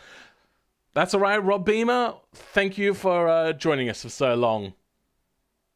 That one gives me BMW Modern Jag vibes. It does feel a lot like a BMW in design. Somebody did say that the front looks a little bit Volkswagen-ish, but I do get that. I understand that. No, hot dogs, horses, and hand grenades. Oh, okay then. I thought you were doing one of your rant videos. Welcome, XD. I don't believe I've seen you around here before. Also, Benjamin Sortero. Welcome. I don't believe I've seen you around here either before. How do we submit cars? Look at the description. I got a few diesel rigs I've been tampering with in automation. I'd love to slap it in a track or... yeah, cool. So yeah, in the description there's a link to where to submit it. All right, I'm brewing coffee, so see you in a bit. Okay, Crownless. This is just a nice car. A little bit of oversteer. Nice. The fact that they've made their own ESC tune, well done. I kind of want to look more into tuning ESC and working with that. See how the exporter works with it as well. Because I think it is a sorely underappreciated thing because of the way in which automation used to suck at it. But it has gotten a lot better recently. But I still do feel that there is room for improvement. Much like what they've done here. Good old GT. Was there a theme to these or just grab a bin random style? I have a Reddit setup. Now, there's generally no themes, but just cars that you've made that you're proud of, that you're like, this doesn't fit anything, doesn't fit any build regulation. I just want somebody to have a look at it and give me, have them try it out. That's what this is. I also just realized we don't have music anymore. Let's go to the next page. There we go. Front looks like a little bit of Alfa Romeo Giulia. Yeah, actually, I do see that. Yeah, I see that. With the thin middle and the outer bits as well also helps the Alfa Romeo sort of look. Did you see me, but under the nickname The Crysick? Oh, okay then. I'm on my phone. I'm too lazy. Okay then. Fair enough. Mr. Cheese, Phil, the drive modes have different sound comfort being the quietest? Eh? Anyway. Very Alpha, very Romeo. Let's strike at the 100-meter board. Oh, our brakes are pretty good. Usually brakes are proportionate to power, but the brakes are more than what the power is, so does all right. I also just noticed a bit of like body molding they've done on the side there. It is so subtle you can barely see it. You know what? I'm going to point it out to you people. They're using that new flush fixture that somebody, I'm going to say took from my idea, but they may not have, who knows. And they've put that on there. It's so subtle you can barely see it unless you're looking. I probably would have done that in a little bit more of an angle, raking down towards the front, but not so bad. Let's see how this does around Adam's Apex now that I'm a little bit better at it. 80 in the 80s. Okay, I think I stuffed up the corner a little bit, but I'm pretty sure you can go through there at 80 kilometers an hour the entire way, which is actually very impressive to do 80 kilometers an hour. God damn it. All right, we got into a little bit of a tank slapper. It was uneven surface, so it is not a particularly road sort of scenario. I feel that they maybe got like a secret amount of hidden downforce. Let's go debug. See if they're cheating with downforce. Beam visualization, no. Aerodynamic drag. Drag and lift. Yeah, there is. I do have to do a lot more research into this, but this thing has a lot. Yeah, this thing has a lot of downforce. So I'm going to call a little bit of BS on that, considering that a lot of road cars won't have this much downforce that they're trying to say that this thing has. It's really hard to tell, actually, how much it is, because you've only got a visualization and not actually a number to go along with it. But there, we're going like 150. Those are pretty big lines. I do have to learn how the new system works, though. Drag and lift off. Okay. Let's go ahead and give this thing a full fill score, I believe. I meant it has active exhaust. Oh! Which corresponds with the drive modes of ESC. Oh, okay, let's turn that off entirely then.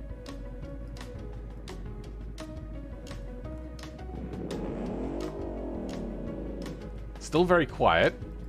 Comfort. Oh, it is quieter. Not exactly how a muffler works. A muffler doesn't just drop volume. It changes the resonance as well. But still pretty darn good. Is that extra JB editing you've done? Yourself? What are we looking for? Oops. Ah. No, wrong one. There we go. This is PPS. Too long of a name to remember. I believe, yeah, this is the one. By Count Cheese, you are Mr. Cheese? Okay, fair enough.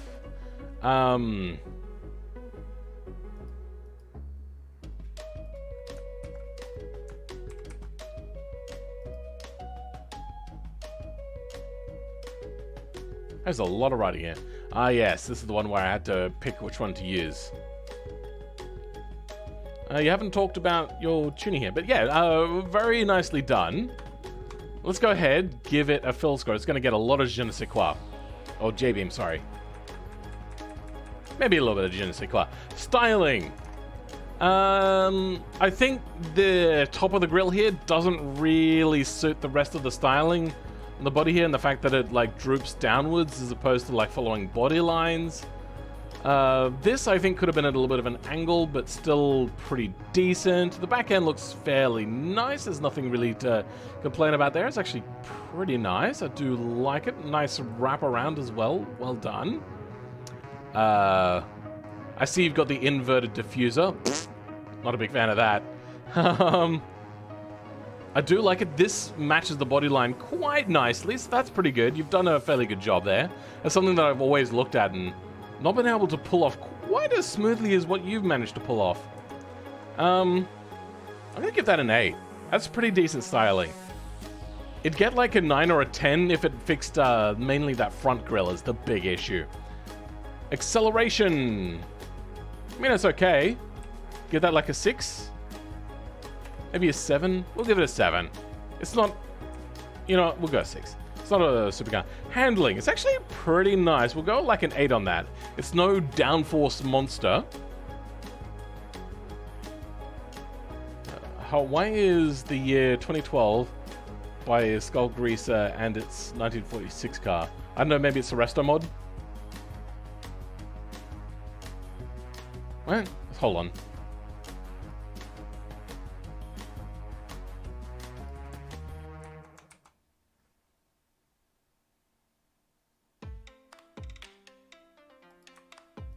Yeah. Moving on. Fun factor. It's actually pretty fun. We'll give that like an 8. Cool factor. It's going to be liked a lot, but most people aren't going to know much about it. So we'll give it like a 7. Nah, a 6. BMWs and Mercedes, unless they're like an M3 or like an SLR sort of AMG, like the really special Mercedes and BMWs are not cool. Like, cool to the people that like them. Sorry. Cool to the people that are into them. Like, I like BMWs and Mercedes, but do I think they're cool? Not really. Trackability. I think it's fairly good with the brakes and everything. We'll give that like a 9. No, it's not a race car. We'll give it an 8. Features.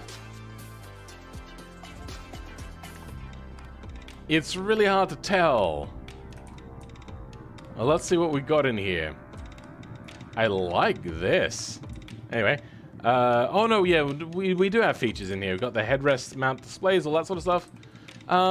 3 screens, kind of weird, but okay. Probably it's got all of the feature, all the accoutrements. So we'll give that just a 10. It's probably got everything. Comfort. Front space is fine. Rear space is minuscule.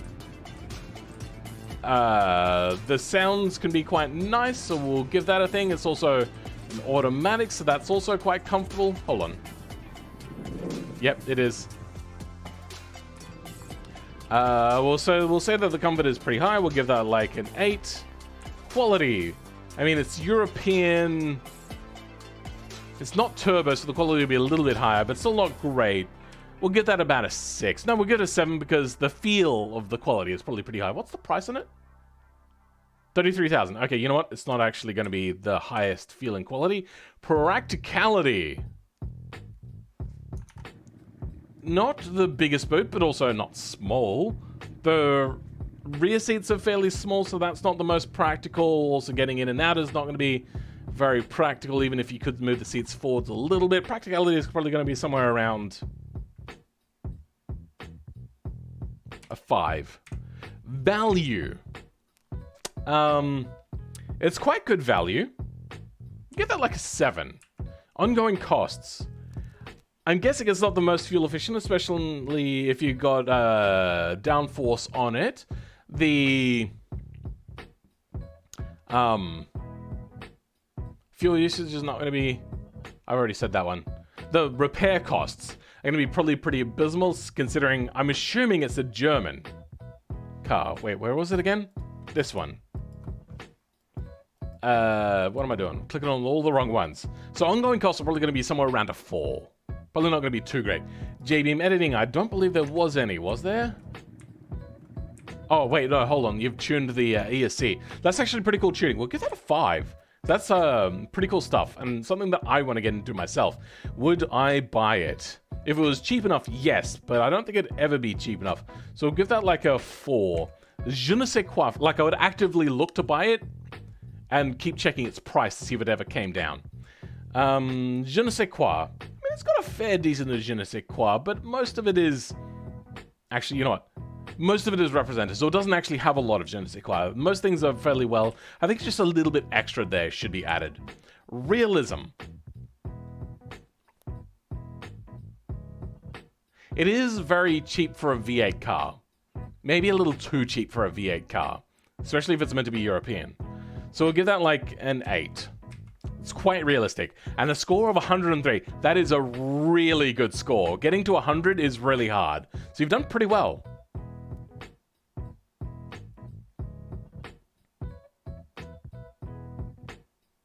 It's Italian, you think? Oh. Then ongoing costs, what, like 1? 0? 0 out of 10? In quality, down even more.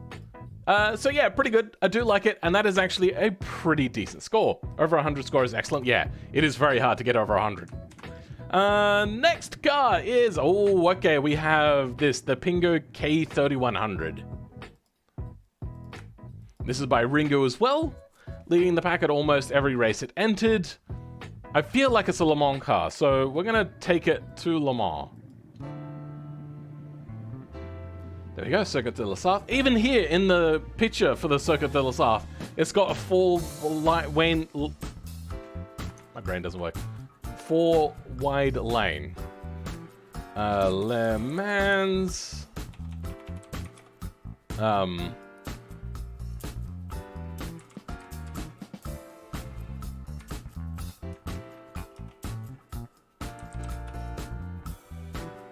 forgotten how to spell straight. Okay, here we go. Yeah, it is 4 lane wide. I thought so. So they're not actually lanes, they're just kind of like road and offside. I don't know how good of a road that is. Wait, is that F1 cars on Circuit de la South? That's not right. Wait, is this...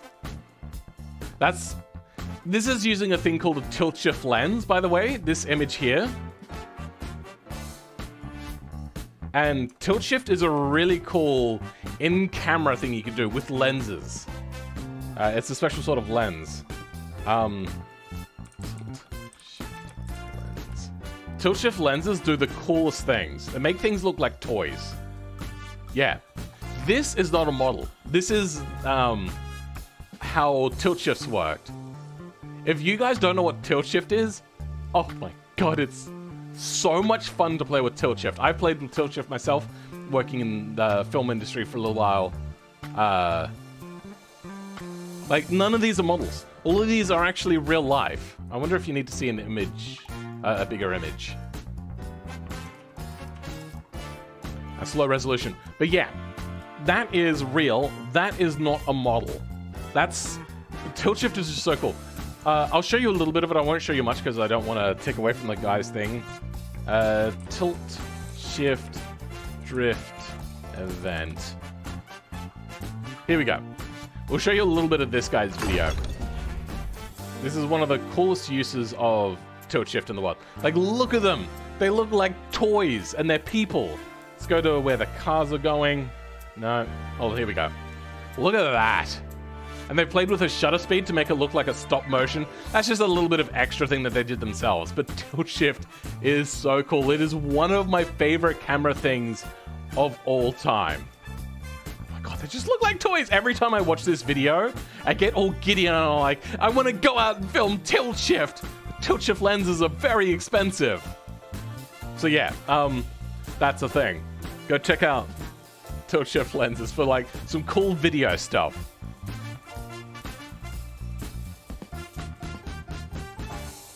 I'm gonna go get something to eat. Sure.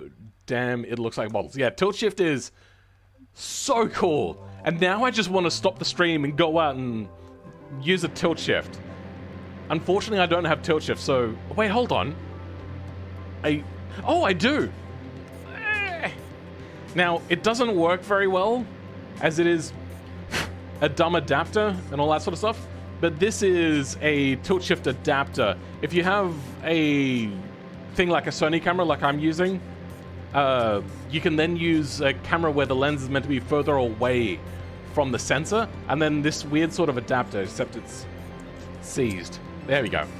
And it like physically tilts. It's not a very good way of doing tilt shift, but I do have a little bit of a tilt shift adapter for doing that sort of stuff. It's pretty cool. I might show you a video that I recorded with it one day. No, I think it's gone. I think I lost that in a hard drive failure. But yeah. You're back, King Crab, after a little Mother's Day celebration? Yeah, I mean, I rang my mum and said Happy Mother's Day yesterday. Technically, it's yesterday for me.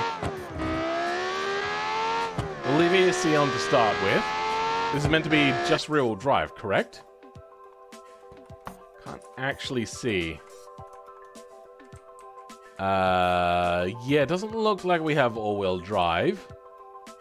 Do we have any drive? We do. Good. Okay. Just wanted to see if they removed all of the gear so then I wouldn't notice.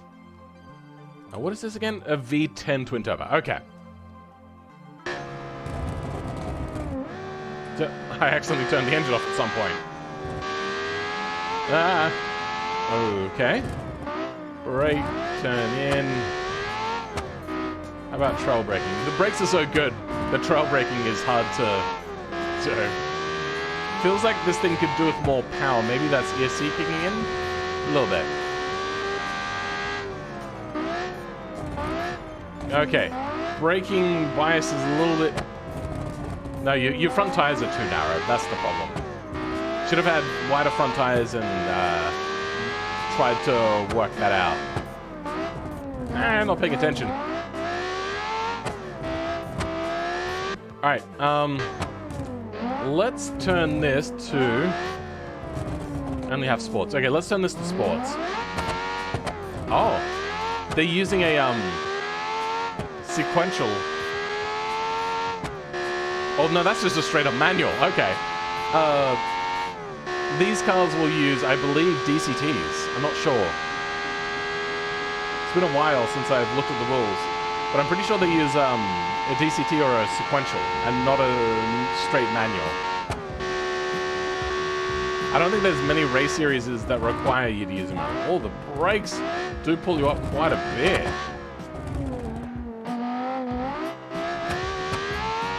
Sports ESC is trying to rein us in a lot. You know, aside from the fact that this thing doesn't trail brake very well, it's pretty darn good. It's just, unfortunately, the front wheels are way too narrow. 290, about 300 kilometers an hour. That is... God damn it, I can brake later than that. This thing brakes super late. But it can't trail brake, because just those front tires are way too narrow. And there's no camber on them either. It's... So yeah, handles really well. Unfortunately, trail braking is just not a thing in this car because they didn't know how to tune the brakes. And that's fair enough, I suppose. Let's see what we do here. Brake super late. We can do a little bit of trail braking, yes.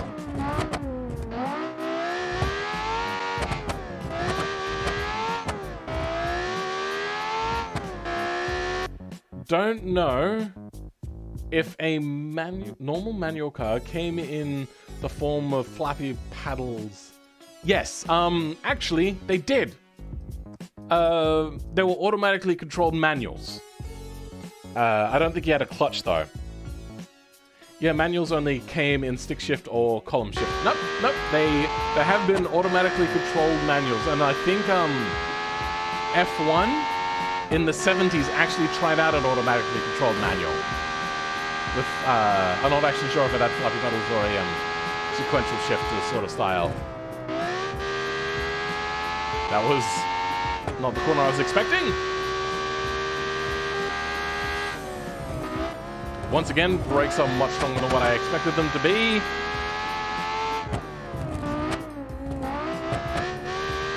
I'm gonna try this thing out for a little bit without ESC on. I'm guessing it's gonna become atrocious. Slow down. Oh god, the turn in is vicious, and then power oversteer. Oof.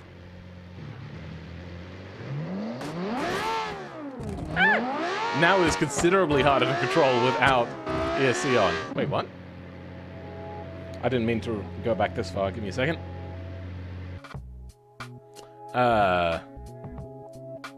Weird things are afoot. It doesn't feel normal. Something's not right, and I can't quite put my finger on it. Yeah, without ESC, this thing oversteers way too much. ESC will struggle to rein this in. You probably shouldn't rely on ESC too much, unless you go for like a custom tune.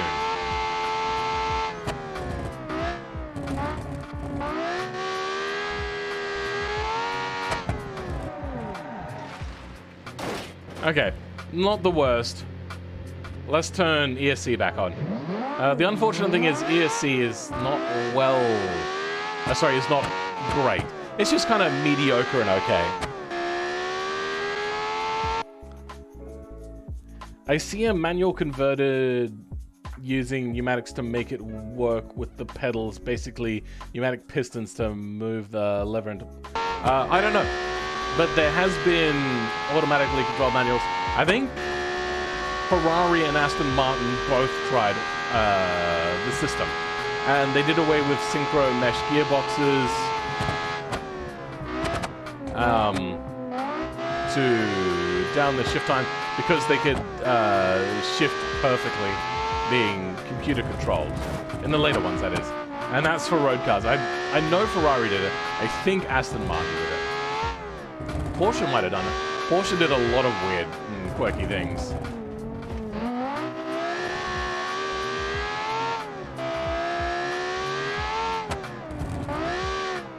God, this thing needs to be on full comfort.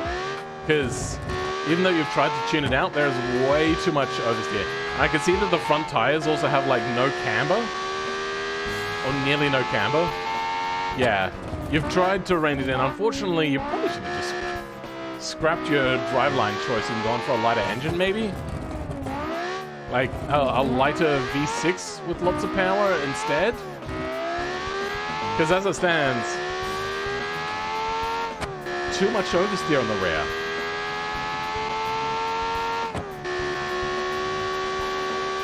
Really what you should have done is just put more downforce in the rear.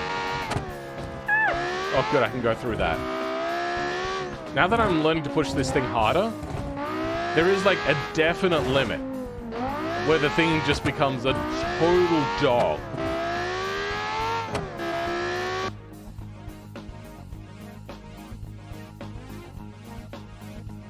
There were Saabs with... Yeah, I think I remember the Saabs that had the clutchless manual. I don't know how that works though.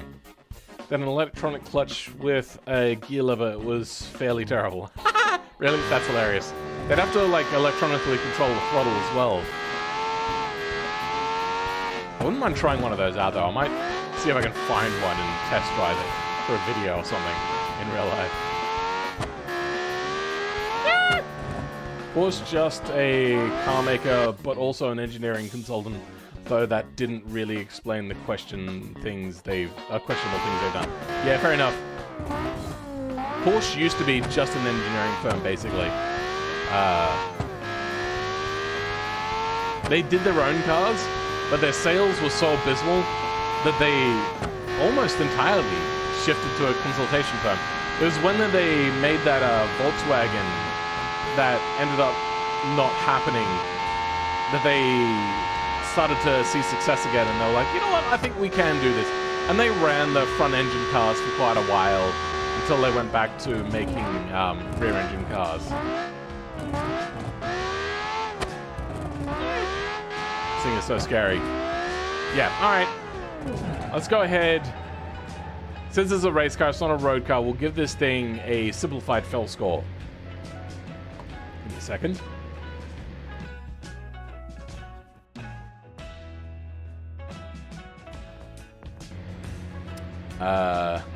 Porsche 914? Is that what it was? Was it not the Porsche 924? I don't know. Anyway, there's a lot to like here. You've done a lot of attention to detail on the body. So much detail on here. And you've tried to work with this weird, stupid body line that shouldn't be on the cars. I don't know why it's on there.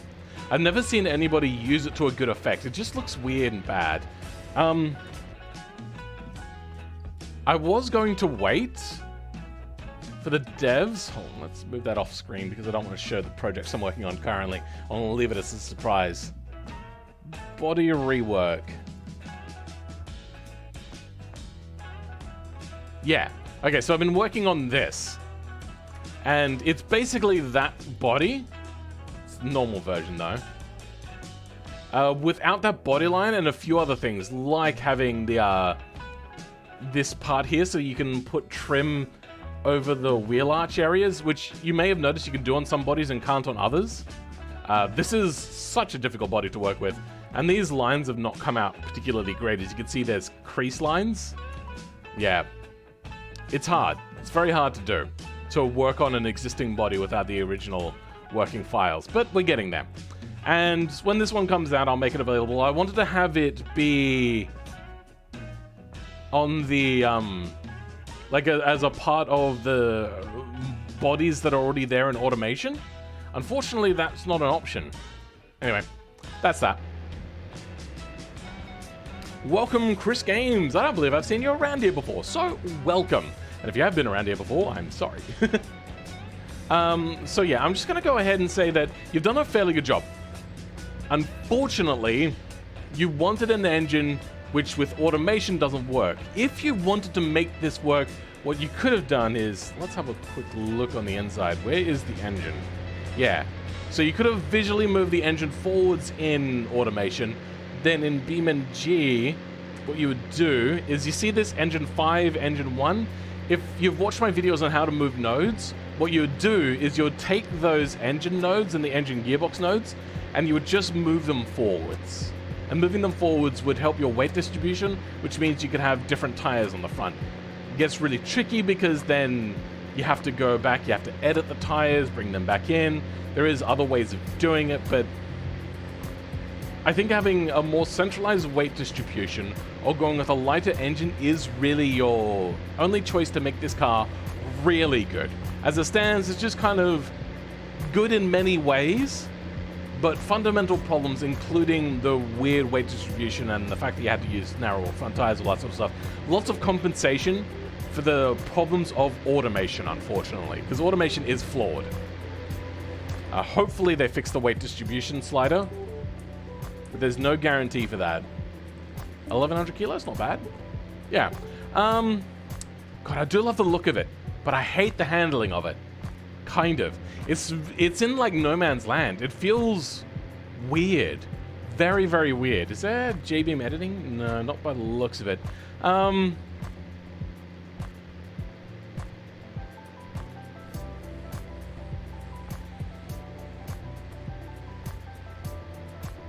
Seven and a half. It's just very sketch at handling. I'm sure with a steering wheel it'd actually be a lot better, but as you know, I use a controller for these reviews. Sorry. Cass, you're back. Welcome back. Next week? Okay, cool. If we're running turbo, then a V6 would suffice. Here's the thing as well. You have to get the weight down. So make sure that the V6 with the same engine capacity is actually lighter.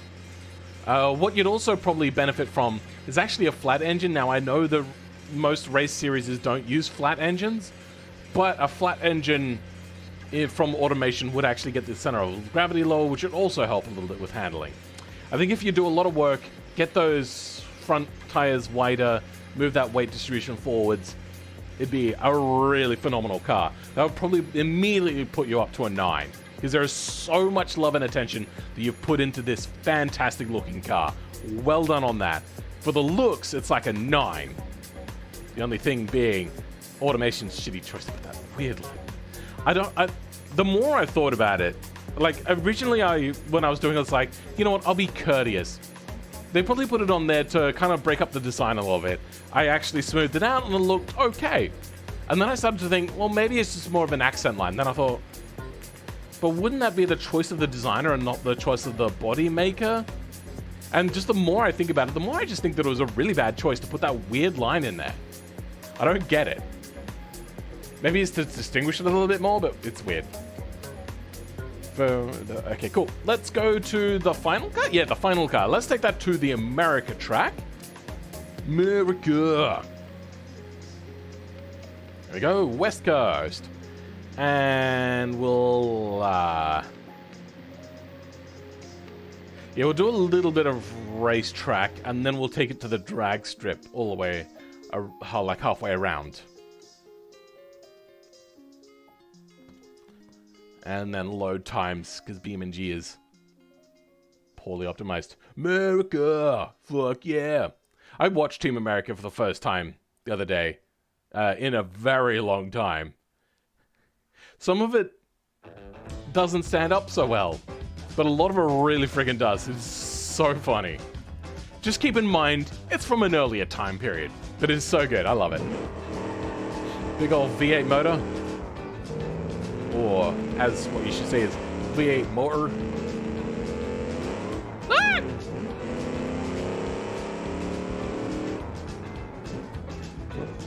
Guess what? It's not a handling beast. Not a track monster. Come on. Go, you fat tub of lard. Yeah. You know what? Let's turn the locker on. It's a very short wheelbase, so it's probably going to make this thing a death trap to handle in. As I said. But less wheel spin. God damn, son. God, please. Okay. Thank you. Alright. Jesus. Alright. Sorry, I'm saying yeah, alright a lot, but... Oh, the rear sway bar is way too stiff. It gets wheel lift on the rear tires, which is not something you should see. Look at that. It's cocking a rear wheel on a rear-wheel drive car. That's... No, don't do that. Have soft rear sway bars compared to the front. The front sway bars are the ones that should be stiff. Unless it's all-wheel drive? No, it's not all-wheel drive. Yeah, bad choice. Bad. Down, boy, down. And if we've got a newspaper, I'll roll it up and whack him on the nose. Brakes are crap as they're supposed to be. Brakes aren't that bad. It's the turning and handling and then everything else that's really bad. Oh yeah, who would have thought that this car isn't really a handler? Ah. Absolute death trap. I agree. Damn it, I turned the diff lock off to get better handling and it still sucks! You need softer rear sway bars, bro.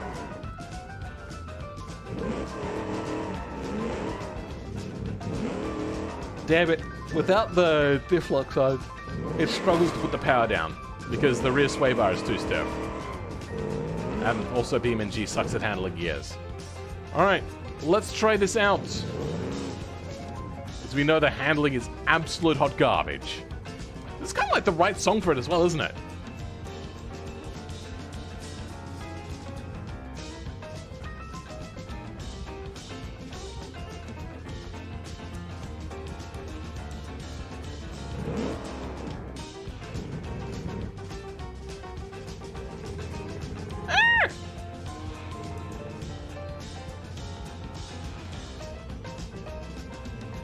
I think we need to go further back, and I'll just roll it in.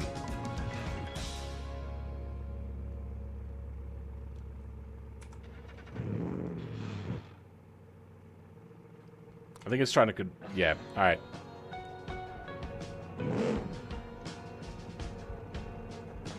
There we go. Okay.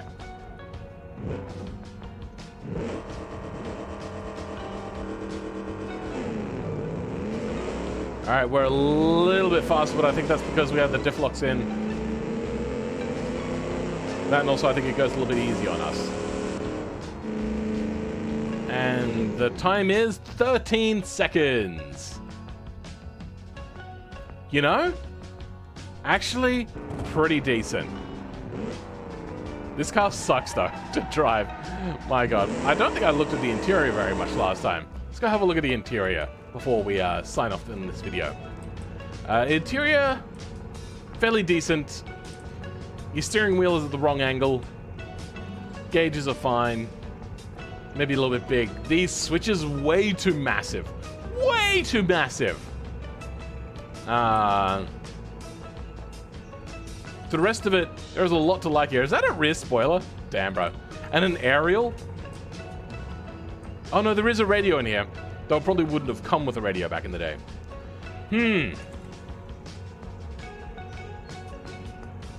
Like a 7 or an 8? 7.5. We'll just go straight bang in the middle.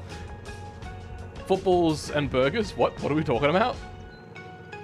This car is like what America represents to non-Americans, I feel like. I mean, a little bit. The chrome unreal? What? You don't like the chrome? Yeah, this car is flawed. It's just... flawed. That's what we'll call it. Also, this thing probably would have come with a dead axle in the front as well, just letting you know. That's how the suspension would have run in the front. Not double wishbones. Yeah, it's not good to drive. So not full score, I guess it's fine. It's a drag car. But so you want me to give it a full fill score? If you want me to give it a full fill score, I will. So respond specifically that you want that. Otherwise, I think we're just good to give that a score because the fill score is just going to be atrocious. It's going to be so hard to put anything down. It's just going to be bad everywhere. Know the amount of chrome? I mean, it's a resto mod, so they can have as much chrome as they want. It's flawed, but it's flawed art. I get what you're saying, yeah. I do love these, like, big external hinge parts there. I love it. Well, Crispy Shaman is not responding, so I'm going to assume that that is a no on the full fill score. Guys, thank you for coming. That is you, Cassie3TT3. I'm just going to call you Cassie. Thank you for coming and hanging around for so long, and welcome to the streams. Yeah, I want though, but it's gonna bad, so probably don't want. Well, that was unclear. So we'll just leave it as a no. I can just tell you right now, the score is probably going to be like 58. That's probably what it'll end up being. It'll be really bad. Who else? So, King Cobra, welcome to the stream, and thank you for coming by. Crispy Shaman, thank you for coming by. Thank you for the guy, even if it was an atrocious death trap. Thank you, Space Warrior, for coming by. Who else we got in here? Well Soon Mayhem Entertainment, thank you for coming by. That is, I was going to call you Well Soon, since your whole name. Aiden K, I don't think I said hello to you, Aiden K. Hello and welcome to the stream. There should be an option to remove sway bars from old cars there is. Rear suspension, sway bar, empty. You are right. Let's try it out now without a rear sway bar, considering that these things originally wouldn't come with sway bars anyway. You know what? It's already much, much better. Though still, it's cocking a rear wheel up. Your rear suspension is way too stiff then.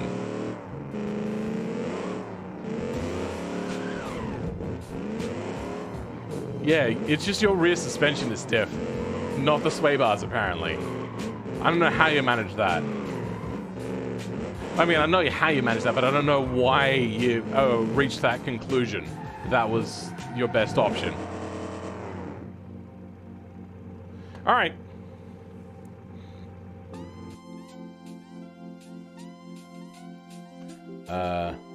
You have been here before? Oh, okay then. Sorry, King Cobra. Hey, there's another Thomas in the chat. Welcome another Thomas. It's not a resto mod. It's made in 1946 with a 1946 with.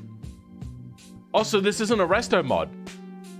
Then you get like a 3 out of 10, and your score would be like a 0 out of 10. I'd just fail you on every mark. This is not how this car would have been, even slightly.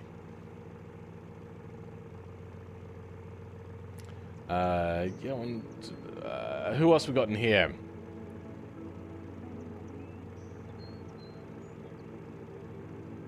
Aiden K. Crownless, thank you for coming by, bro.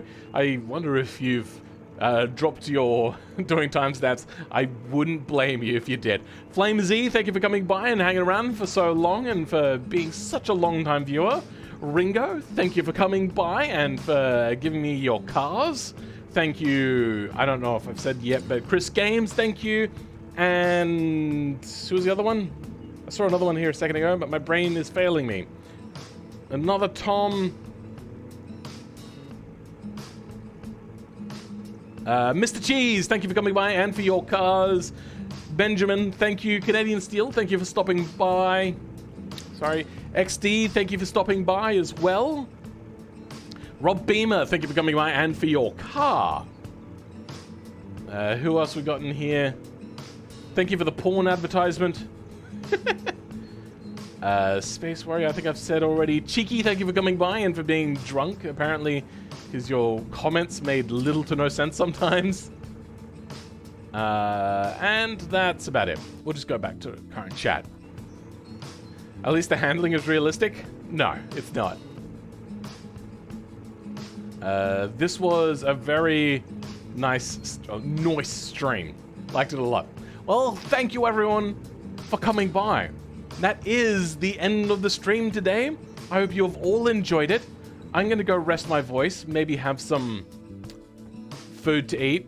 My stomach? I was gonna say my stomach or my tummy, and then ended up stomach. That's not actually the first time I've made that mistake either. So my stomach is feeling a little bit empty, which is surprising because it's usually always so full. That's how it's so big. Anyway, guys, what a stream. You liked it? Good. I'm glad that you all enjoyed it. We're down to 13 viewers now. Everyone is peeling off, which is fair enough. But yep, that is it. Thank you. Goodbye.